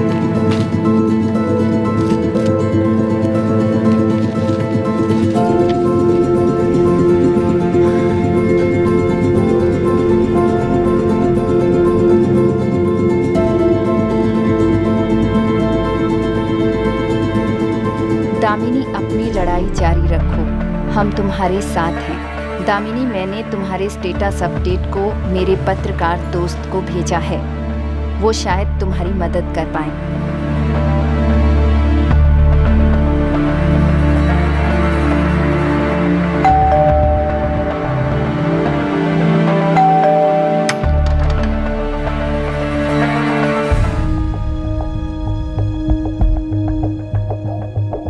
दीदी, बहुत सारे रिस्पॉन्सेज आए हैं। फेसबुक में एक यूपी ग्रुप है, उसमें ही मैंने दामिनी का स्टेटस फॉरवर्ड किया था। शीतल, तुम्हें क्या लगता है इससे कोई फायदा होगा क्या? उम्मीद करने में क्या बुराई है, क्या पता। अब पता नहीं मुझे क्या चाहिए, क्या हासिल होगा। अब तो उनके दिल में मेरे लिए प्यार भी नहीं बचा है, और ना ही महक के लिए लगा। लेकिन वो अपनी जिम्मेदारी से भाग नहीं सकता, हर बाप की तरह उसे अपना जिम्मा उठाना ही पड़ेगा। इस तरह तुम्हें छोड़कर नहीं जा सकता। तुम ये मत सोचो कि तुम कोई झगड़ा कर रही हो, तुम्हें बस अपना हक चाहिए। तुम्हारा पति और उसका परिवार इस तरह अपनी जिम्मेदारियों से पल्ला झाड़कर बैठ नहीं सकता, तुम्हारी जिंदगी और तुम्हारी भावनाओं से ऐसे खेल नहीं सकता।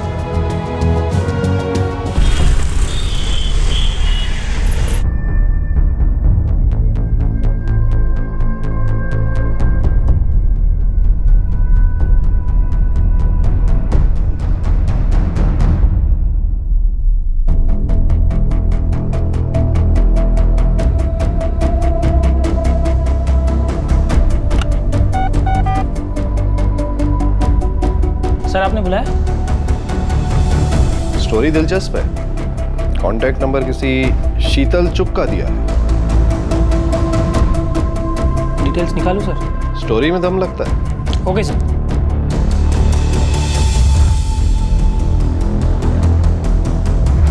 पूरी स्टोरी कवर कर रहे हैं। यूपी का बहुत बड़ा अखबार है और उसकी पहुंच भी बहुत अच्छी है। अच्छा, कब छप रहा है?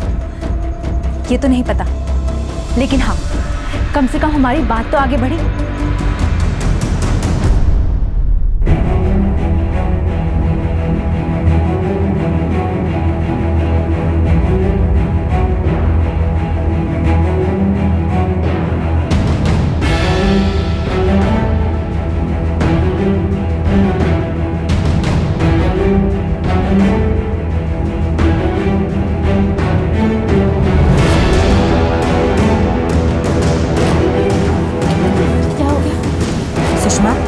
इसके साथ इतनी बड़ी बात हुई और हमें पता ही नहीं चला।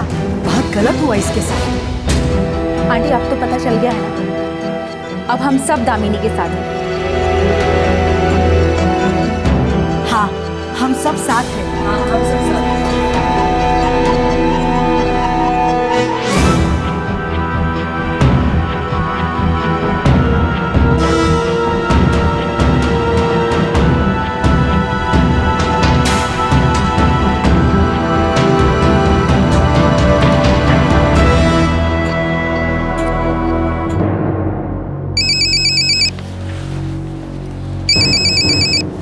हेलो, क्या मैं शीतल चुग जी से बात कर सकता हूँ? जी क्या बात है?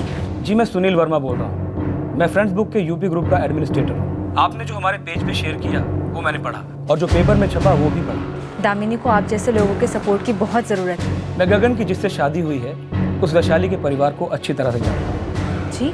मुझे लगता है दामिनी को वैशाली के फादर प्रकाश जी से बात करनी चाहिए और उन्हें बताना चाहिए कि गगन ने उनके साथ क्या क्या किया है। मुझे लगता है कि उन लोगों को इसके बारे में पता नहीं।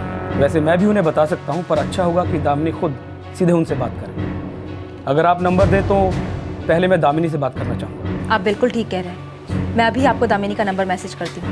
थैंक्स।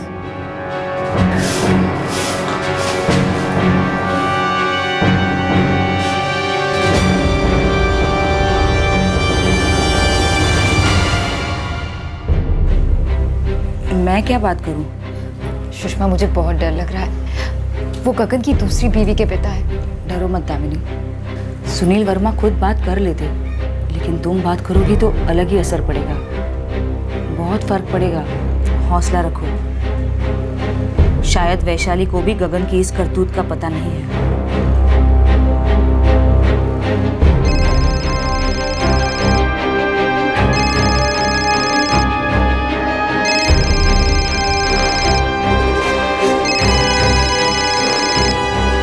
हेलो।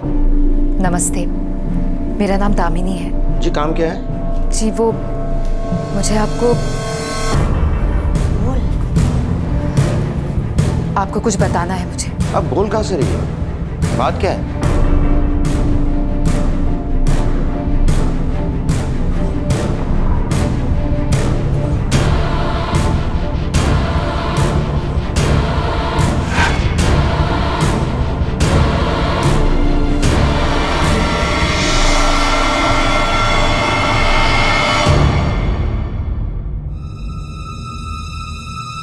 देखो, तुम जो भी हो, मुझे कोई लेना देना नहीं है, लेकिन अगर तुमने मेरी बेटी का हंसता खेलता घर तोड़ने की कोशिश की तो मैं तुम्हारी जिंदगी नर्क बना दूंगा। मेरी बेटी से दूर ही रहना। क्या हुआ? क्या कहा उन्होंने? क्या बोले वो?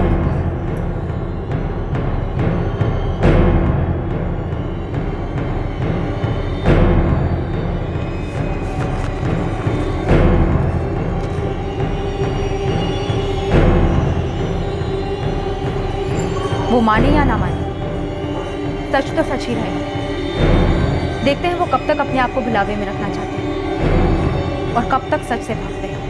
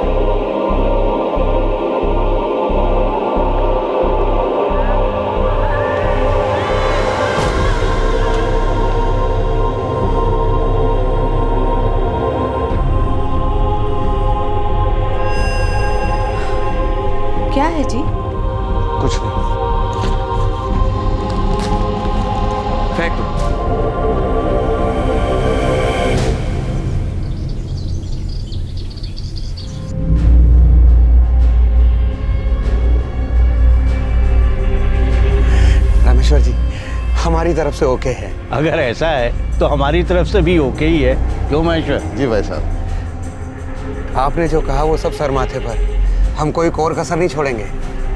वैसे भी एक ही तो बेटी है हमारी। विश्वनाथ जी, ये तो आपका बड़पन है। मुबारक हो। बहुत बहुत मुबारक हो, मुबारक हो।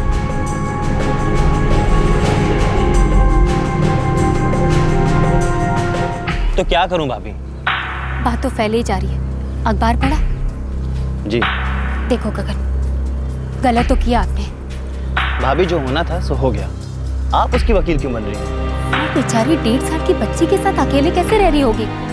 7 फेरे 7 कस्में सब भूल गए क्या? बेवकूफी थी मेरी। बेवकूफी आपकी थी और उसकी सजा वो भुगत रही है। तो आप क्या चाहती हैं? मैं उसको भी यहाँ ले आऊँ? भाभी सब खत्म हो गया है, क्यों गड़े मुर्दे उखाड़ रही हैं? बेवकूफ तो बनाया ना उसे बहकाया। आप एक कमजोर और डरपोक आदमी हो। बस भाभी, बहुत हो गया आपका प्रवचन। अब भूलिए मत कि आप इस घर का हिस्सा हैं।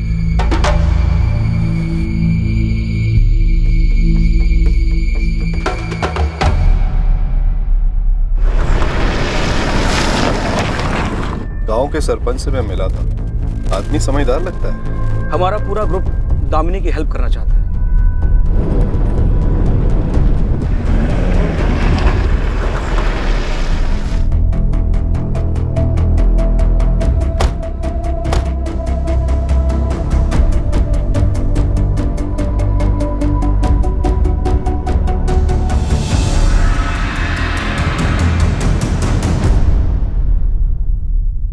देखिए, मैं रामेश्वर और महेश्वर दोनों भाइयों को अच्छी तरह से जानता हूँ। गगन और वैशाली की शादी में भी गया था मैं। यही तो गलत हुआ है बद्रीनाथ जी। उस लड़के ने दामिनी को धोखा दिया है, धोखे से दूसरी शादी की है। अब आप ही बताइए, क्या गुजर रही होगी उस माँ पर इतने बड़े मुंबई शहर में? वो सब इसलिए क्योंकि शादी रजिस्टर नहीं हुई। सही कह रहे हैं आप, बिल्कुल गलत बात है। अब किया क्या जाए सरपंच जी? देखिए, मैं प्रेस से हूँ और सुनील फ्रेंड्स बुक पर एक ग्रुप चलाते हैं। हमारी तो यही राय है कि दामिनी और उसकी बेटी महक को जल्द से जल्द इंसाफ चाहिए। देखिए, मैं रामेश्वर और महेश्वर दोनों भाइयों से जाकर बात कर सकता हूँ, लेकिन जिस तरह के लोग वो हैं, मुझे नहीं लगता कि वो मानेंगे, क्योंकि कागजात भी कानूनी तौर पर कुछ ज्यादा पक्के नहीं है। पर सरपंच जी, आपके बात करने का अपना ही एक वजन है। ठीक है, चलिए कोशिश करके देखते हैं। वैसे आप लोगों को मैं एक और सलाह देना चाहूँगा। हाँ हाँ, कहिए। इस महीने के आखिर में रामेश्वर के बेटे की शादी है। आप दामिनी से कहिए कि वो यहाँ आए और गगन ने उसे कैसे धोखा दिया उसका पोल खोल दे, सारे गांव में ढिंढोरा पीट दे। रिश्तेदारों के सामने बदनामी हो, तब शायद बात नए सिरे से शुरू हो पाए।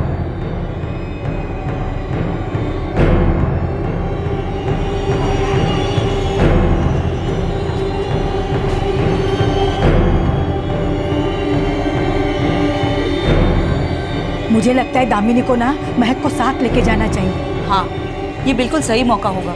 गगन और उसकी फैमिली को सबके सामने मजबूर होकर मानना ही पड़ेगा। लेकिन दीदी, मेरी हिम्मत नहीं हो रही है। हौसला रखो दामिनी, डरने की कोई जरूरत ही नहीं है। वहाँ सुनील है, राठी जी है, और सुनील ने तो एक एनजीओ से भी बात करके रखी है, वो भी मदद करने के लिए तैयार है। हाँ दामिनी, तुम हमारे साथ चलो। वैसे भी 25 को हम यूपी जा रहे हैं। ग्रेट। मोहित की शादी 28 की है। मैं सुनील से कह दूंगी, वो तुम्हें स्टेशन पर लेने के लिए आ जाएगा। कलावती आंटी, दामिनी जा रही है, बुक कर दो टिकट।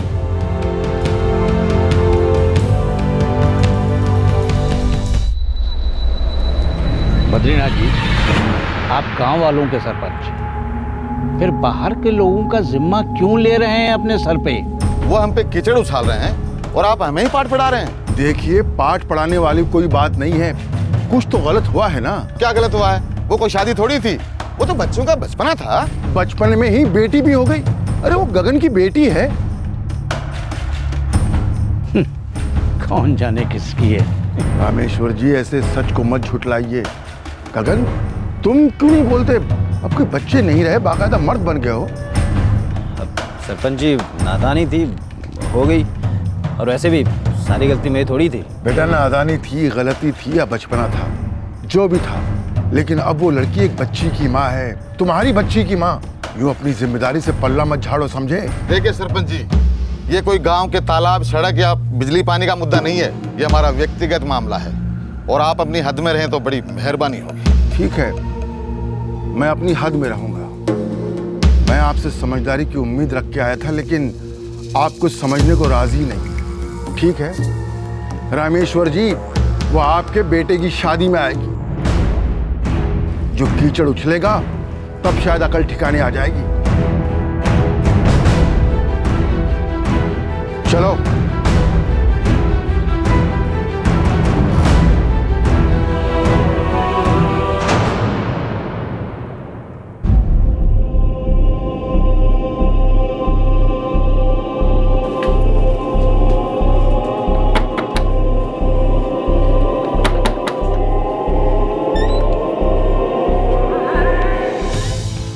तो आप लोग 25 को नहीं जा रहे हो? नहीं जाना हो पाएगा दामिनी, हमारे रिश्ते में कोई गुजर गए हैं, इसलिए जाना कैंसिल हो गया है। और मैं यही पूछने आई थी कि तुम्हारे टिकट का क्या करूं?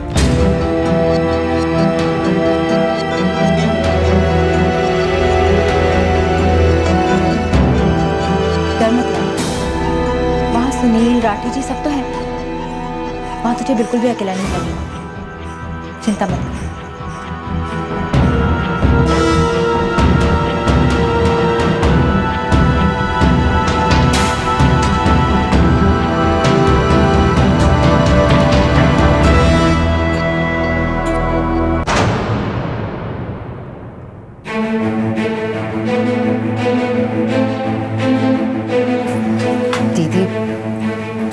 अकेले कभी बाहर नहीं गए।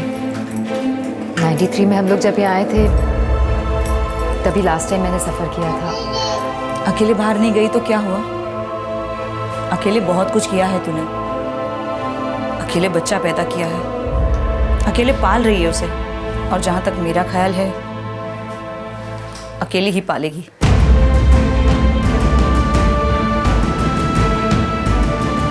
बस उस आदमी को उसकी जिम्मेदारी याद करानी है। यही है संघर्ष तेरा।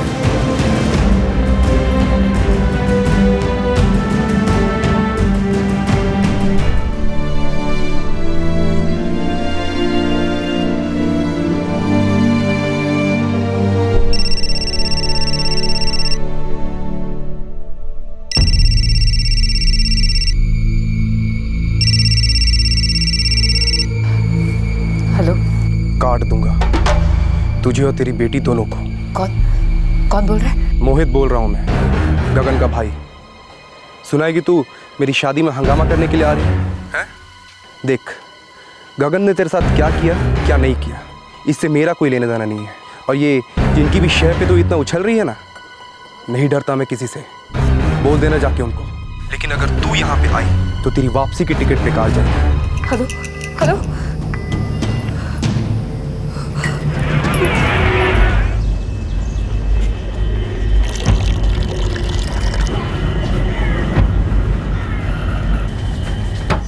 दामिनी, दामिनी, दामिनी, दामिनी, दामिनी, क्या कर रही है ये लड़की दीदी? 7 बज गए हैं, 8:30 की ट्रेन है। दामिनी, दामिनी, दामिनी दरवाजा खोल। दामिनी ट्रेन छूट जाएगी यार। दामिनी दरवाजा खोल।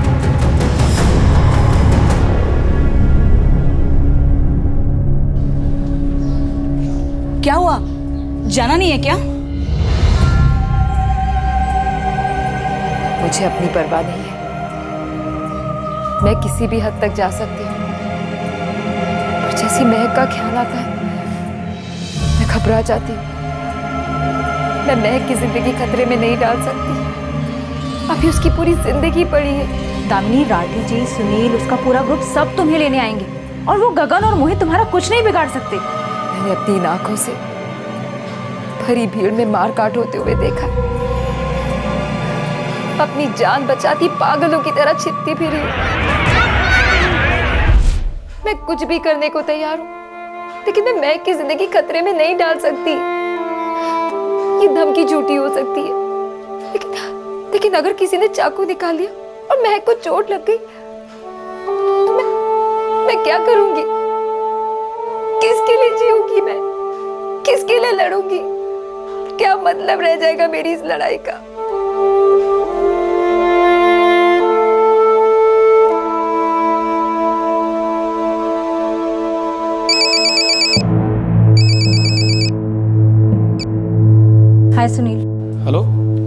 दामिनी निकल गई ना? नहीं सुनील, वो नहीं निकली। क्यों, क्या हुआ? सुनील, वो मोहित है ना जिसकी शादी होने वाली थी, उसने दामिनी को फ़ोन पर धमकी दी है। क्या बकवास है। अब है कहाँ दामिनी अभी? वो अपने घर पर ही है। ठीक है, मैं उससे बात करता हूँ, वो आएगी, कुछ नहीं होगा उसे।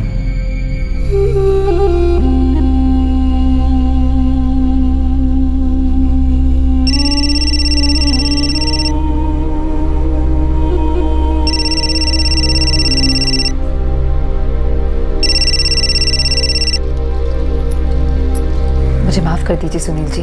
तुम क्यों माफ़ी मांग रही हो दामिनी? माफ़ी तो हमें मांगनी चाहिए, जो इतना भी यकीन पैदा नहीं कर पाए कि तुम और महक हमारे साथ एकदम सेफ है। सुनील जी प्लीज़ आप माफ़ी मत मांगिए। मतलब तुम्हें हम पर यकीन है ना? गुड, तुम हवाई जहाज से आ जाओ, मेरा वादा है कुछ नहीं होगा, ना तुम्हें ना महक को। लेकिन सुनील जी। दामिनी, यकीन करती हो ना हम पर? पर कुछ नहीं दामिनी, बस तुम आ जाओ, मैं अभी फ्लाइट चेक करके बताता हूँ। मेरा यकीन मानो, तुम्हारा और महक का यहाँ कोई कुछ नहीं बिगाड़ सकता, ठीक है? चिंता मत करो, तुम बस आ जाओ।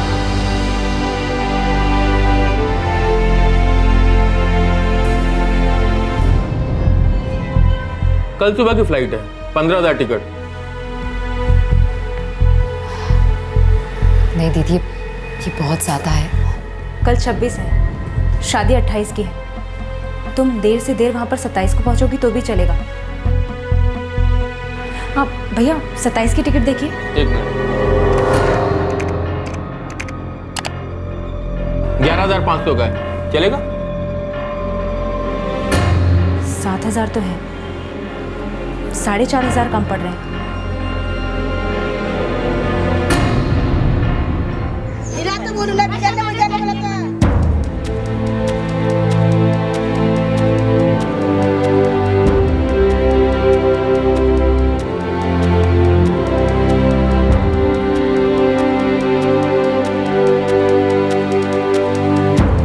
दीदी, अभी भी 2,000 कम है।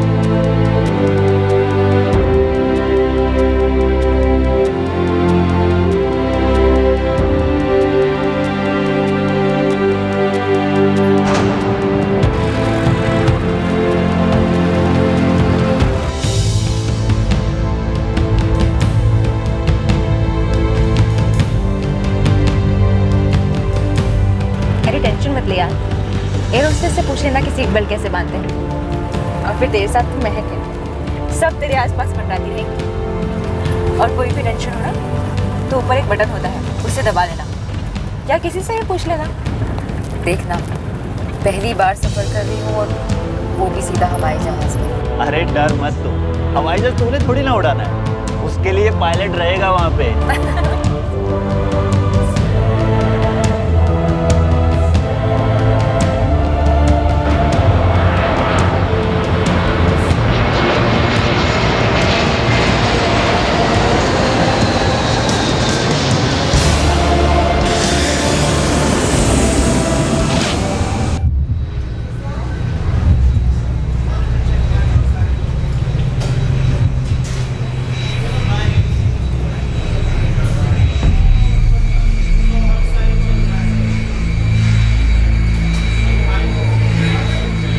एक्सक्यूज मी, आप दामिनी जी? आप आइए हमारे साथ, आइए। देखिए, आइए।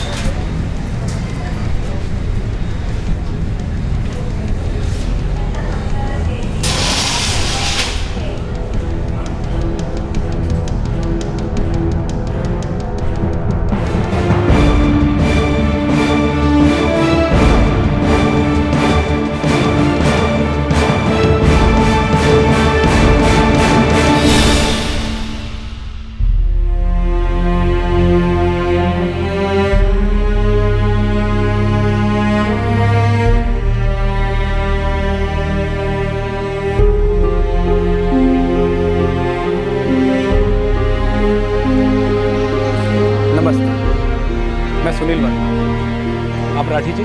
नमस्कार। और आप शर्मिला जी। नमस्ते। चलो दामिनी, तुम्हारे ससुराल चलते हैं। चलो।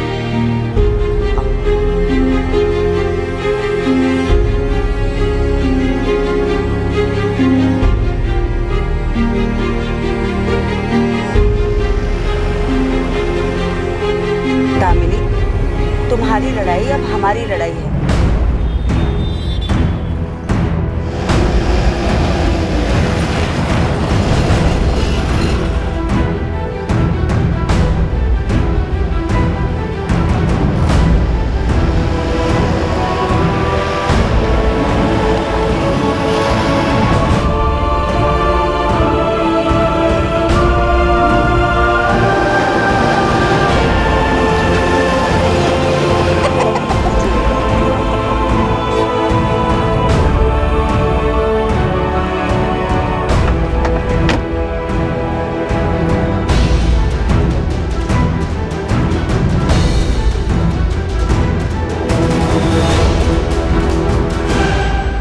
दामिनी, आप सरपंच बद्रीनाथ जी हैं। सारा गांव तुम्हारे साथ है दामिनी, तुम्हें तुम्हारा हक जरूर मिलेगा।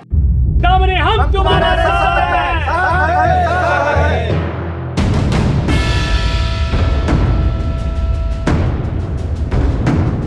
आजाओ भाई, आ जाओ, चलो।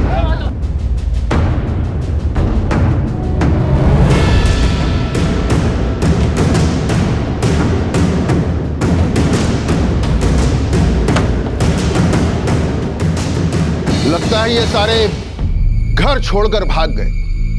कोई बात नहीं, हम लोग रामेश्वर जी के घर जा रहे हैं। चलो।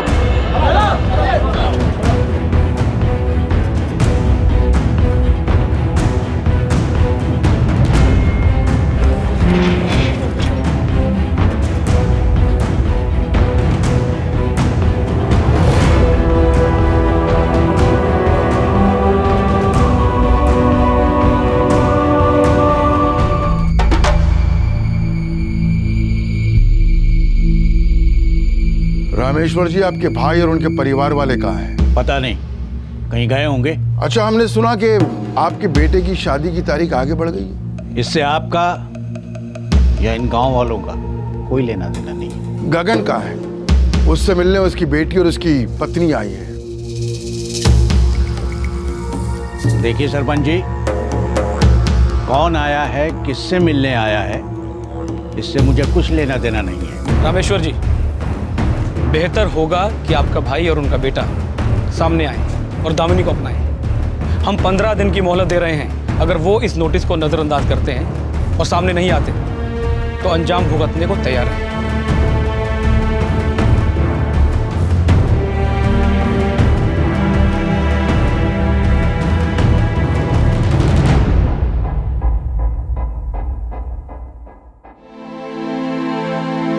सरपंच जी, हमारे एनजीओ के ऑफिस में एक अच्छी सी जगह है जहां दामिनी और महक आराम से रुक सकते हैं और हम इनका पूरा ख्याल भी रखेंगे। और हाँ, मैं मजिस्ट्रेट के सामने पिटीशन भी दायर करूंगी। यूपी के टॉप लॉयर्स हमारे दोस्त हैं। दामिनी का केस अब वही लड़ेंगे और इस केस पर जितना भी खर्चा आएगा उसके लिए फंड रेज मैं करूंगा। नहीं, उसकी जरूरत नहीं पड़ेगी। इसके लिए वो एक पैसा भी नहीं देगा। देखिए, मेरे ख्याल में हमें 15 दिन और इंतजार कर लेना चाहिए।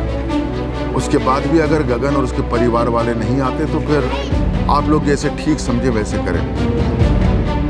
अगले महीने में इस जिले के सभी गांवों की महापंचायत बुलाने वाला हूं। उसमें हम लोग गगन, उसके परिवार और उसके सारे रिश्तेदारों का बहिष्कार करेंगे। हुक्का पानी बंद करवा देंगे। हो सकता है सामाजिक दबाव के कारण वो लोग अपनी जिम्मेदारी समझें। दामिनी, चिंता मत करो। जब तक तुम्हें इंसाफ नहीं मिल जाता हम ये लड़ाई लड़ते रहेंगे।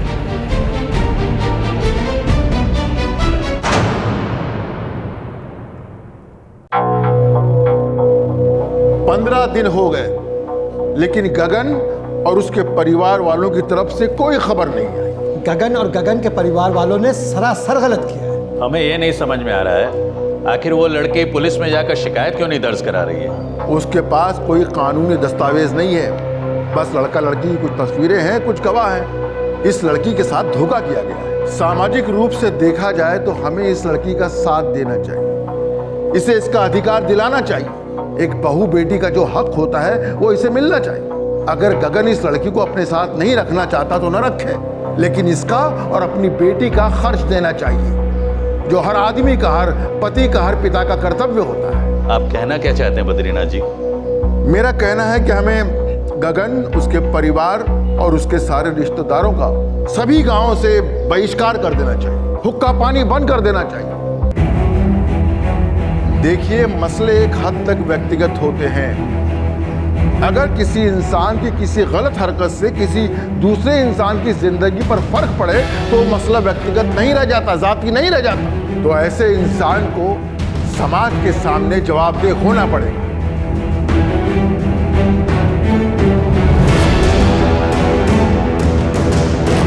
हमारी सहमति आपके साथ है। हम सब आपके साथ है। अरे हमें मंजूर है। हमें भी ठीक लगता है। हम सब आपके साथ है।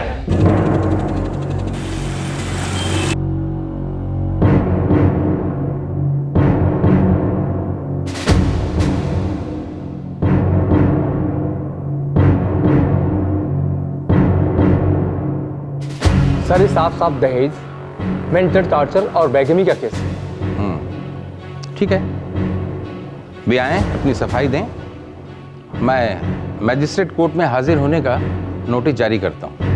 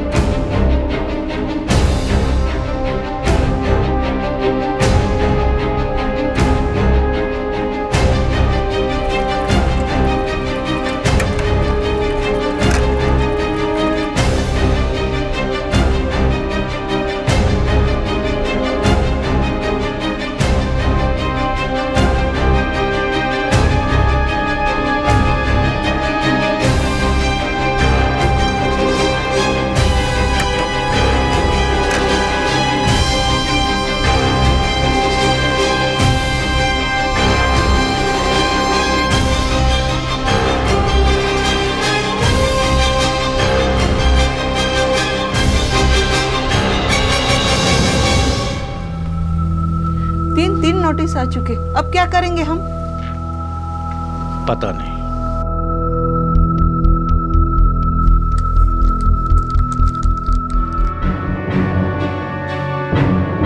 आपके और आपके रिश्तेदार रामेश्वर देव के पते पर 3 नोटिस भेजे जा चुके हैं। आपको सूचित किया जाता है कि यह मजिस्ट्रेट कार्यालय द्वारा आपको आखिरी नोटिस भेजा जा रहा है। मैजिस्ट्रेट कोर्ट में 8 मार्च 2013 को आप हाजिर होंगे।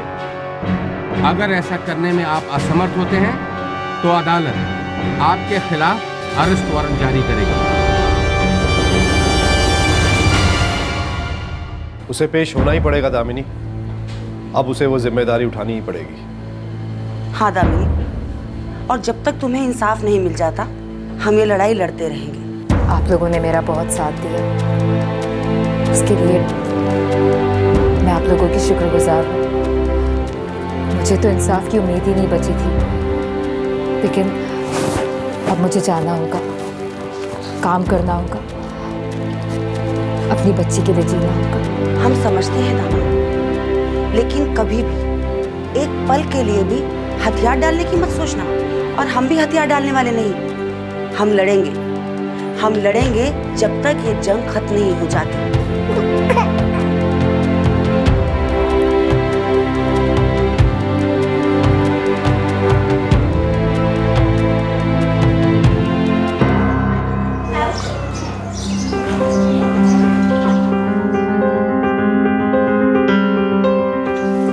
ऐसे दम दबाकर भागे हैं, पता नहीं किस बिल में जाके छुपे हैं। मैं नहीं जानती थी कि गगन मुझसे इतनी बुरी तरह से छुटकारा पाना चाहते थे।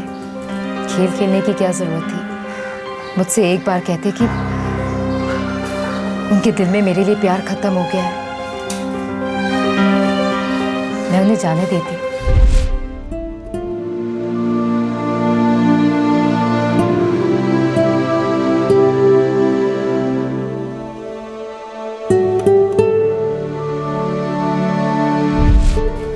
मैं भी कितनी नादान थी,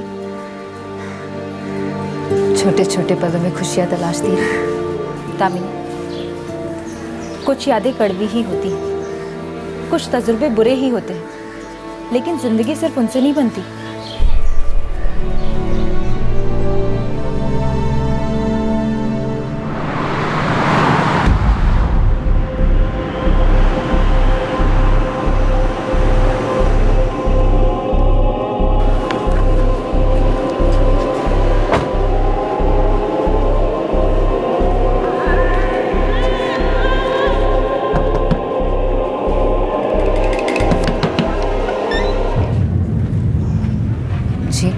नमस्ते। आप दामिनी है ना? जी। मैं वैशाली का फादर प्रकाश चौबे।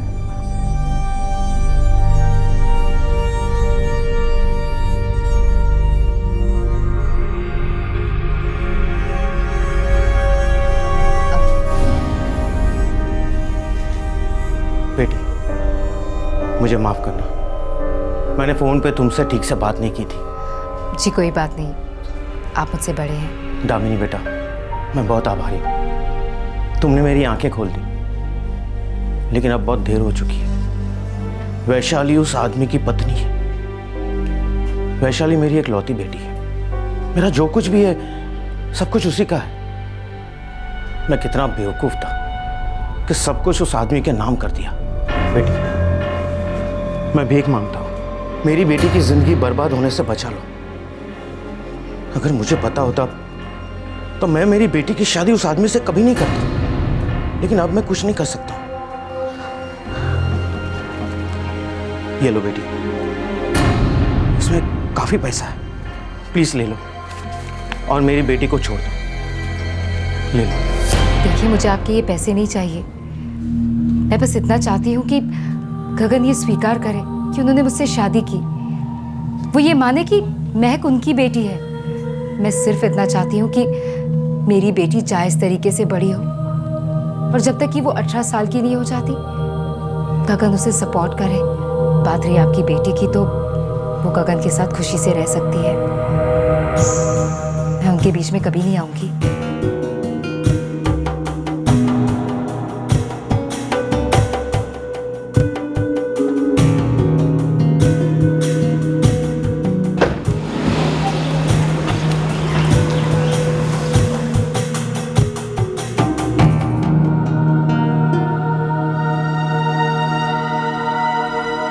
दामिनी की जंग अभी जारी है। इस केस की सुनवाई 8 मार्च 2013 को मुकर्रर की गई थी और उस दिन गगन को कोर्ट में हाजिर होना था, लेकिन उस दिन भी गगन या उसके परिवार से कोई कोर्ट के सामने पेश नहीं हुआ। कोर्ट में अगली सुनवाई 9 अप्रैल 2013 को होगी, और अगर उस दिन भी गगन कोर्ट के सामने पेश नहीं हुआ तो इस केस में कोर्ट को मजबूरन एक तरफा डिसीजन लेना होगा, जो कि दामिनी के हित में होगा। दामिनी ने कोर्ट में गगन की तरफ से मेंटेनेंस दिए जाने की अपील की है, जिसमें दामिनी के लिए जिंदगी भर का मेंटेनेंस और बेटी महक के लिए उसके पालन पोषण का खर्चा शामिल है, जब तक कि महक की शादी नहीं हो जाती। दामिनी के नाम पर एक घर दिए जाने की मांग भी रखी गई है। कोर्ट गगन और उसके परिवार की आर्थिक स्थिति की जांच करेगा और उसके अनुरूप मेंटेनेंस की रकम तय की जाएगी। एक सोशल नेटवर्किंग साइट, मीडिया, गांव की पंचायत और सरकारी तंत्र धीरे धीरे ही सही, लेकिन ये सब मजबूती से दामिनी की मदद के लिए आगे आए। दामिनी, जिसे बरगला के एक आदमी ने शादी की और फिर उसे अपने ही हाल पर छोड़ दिया। एक पड़ोसी कपल, वहीं की एक निवासी और अनेकों लोग दामिनी के साथ खड़े हुए और उसकी लड़ाई को आगे बढ़ाया। हाँ, हम कर सकते हैं। अगर हम दिल से चाहें तो हम कुछ भी कर सकते हैं। आपसे फिर मुलाकात होगी क्राइम पेट्रोल दस्तक में एक और नए केस के साथ। तब तक अपना ख्याल रखें, सुरक्षित रहें और याद रखें, किसी दूसरे को तकलीफ में देखकर अनजान न बने। उठें और सामने आकर उसकी मदद करें। क्राइम पेट्रोल के और भी दिलचस्प कहानी देखने के लिए हमारे चैनल को सब्सक्राइब करें और बेल आइकॉन दबाना न भूलें।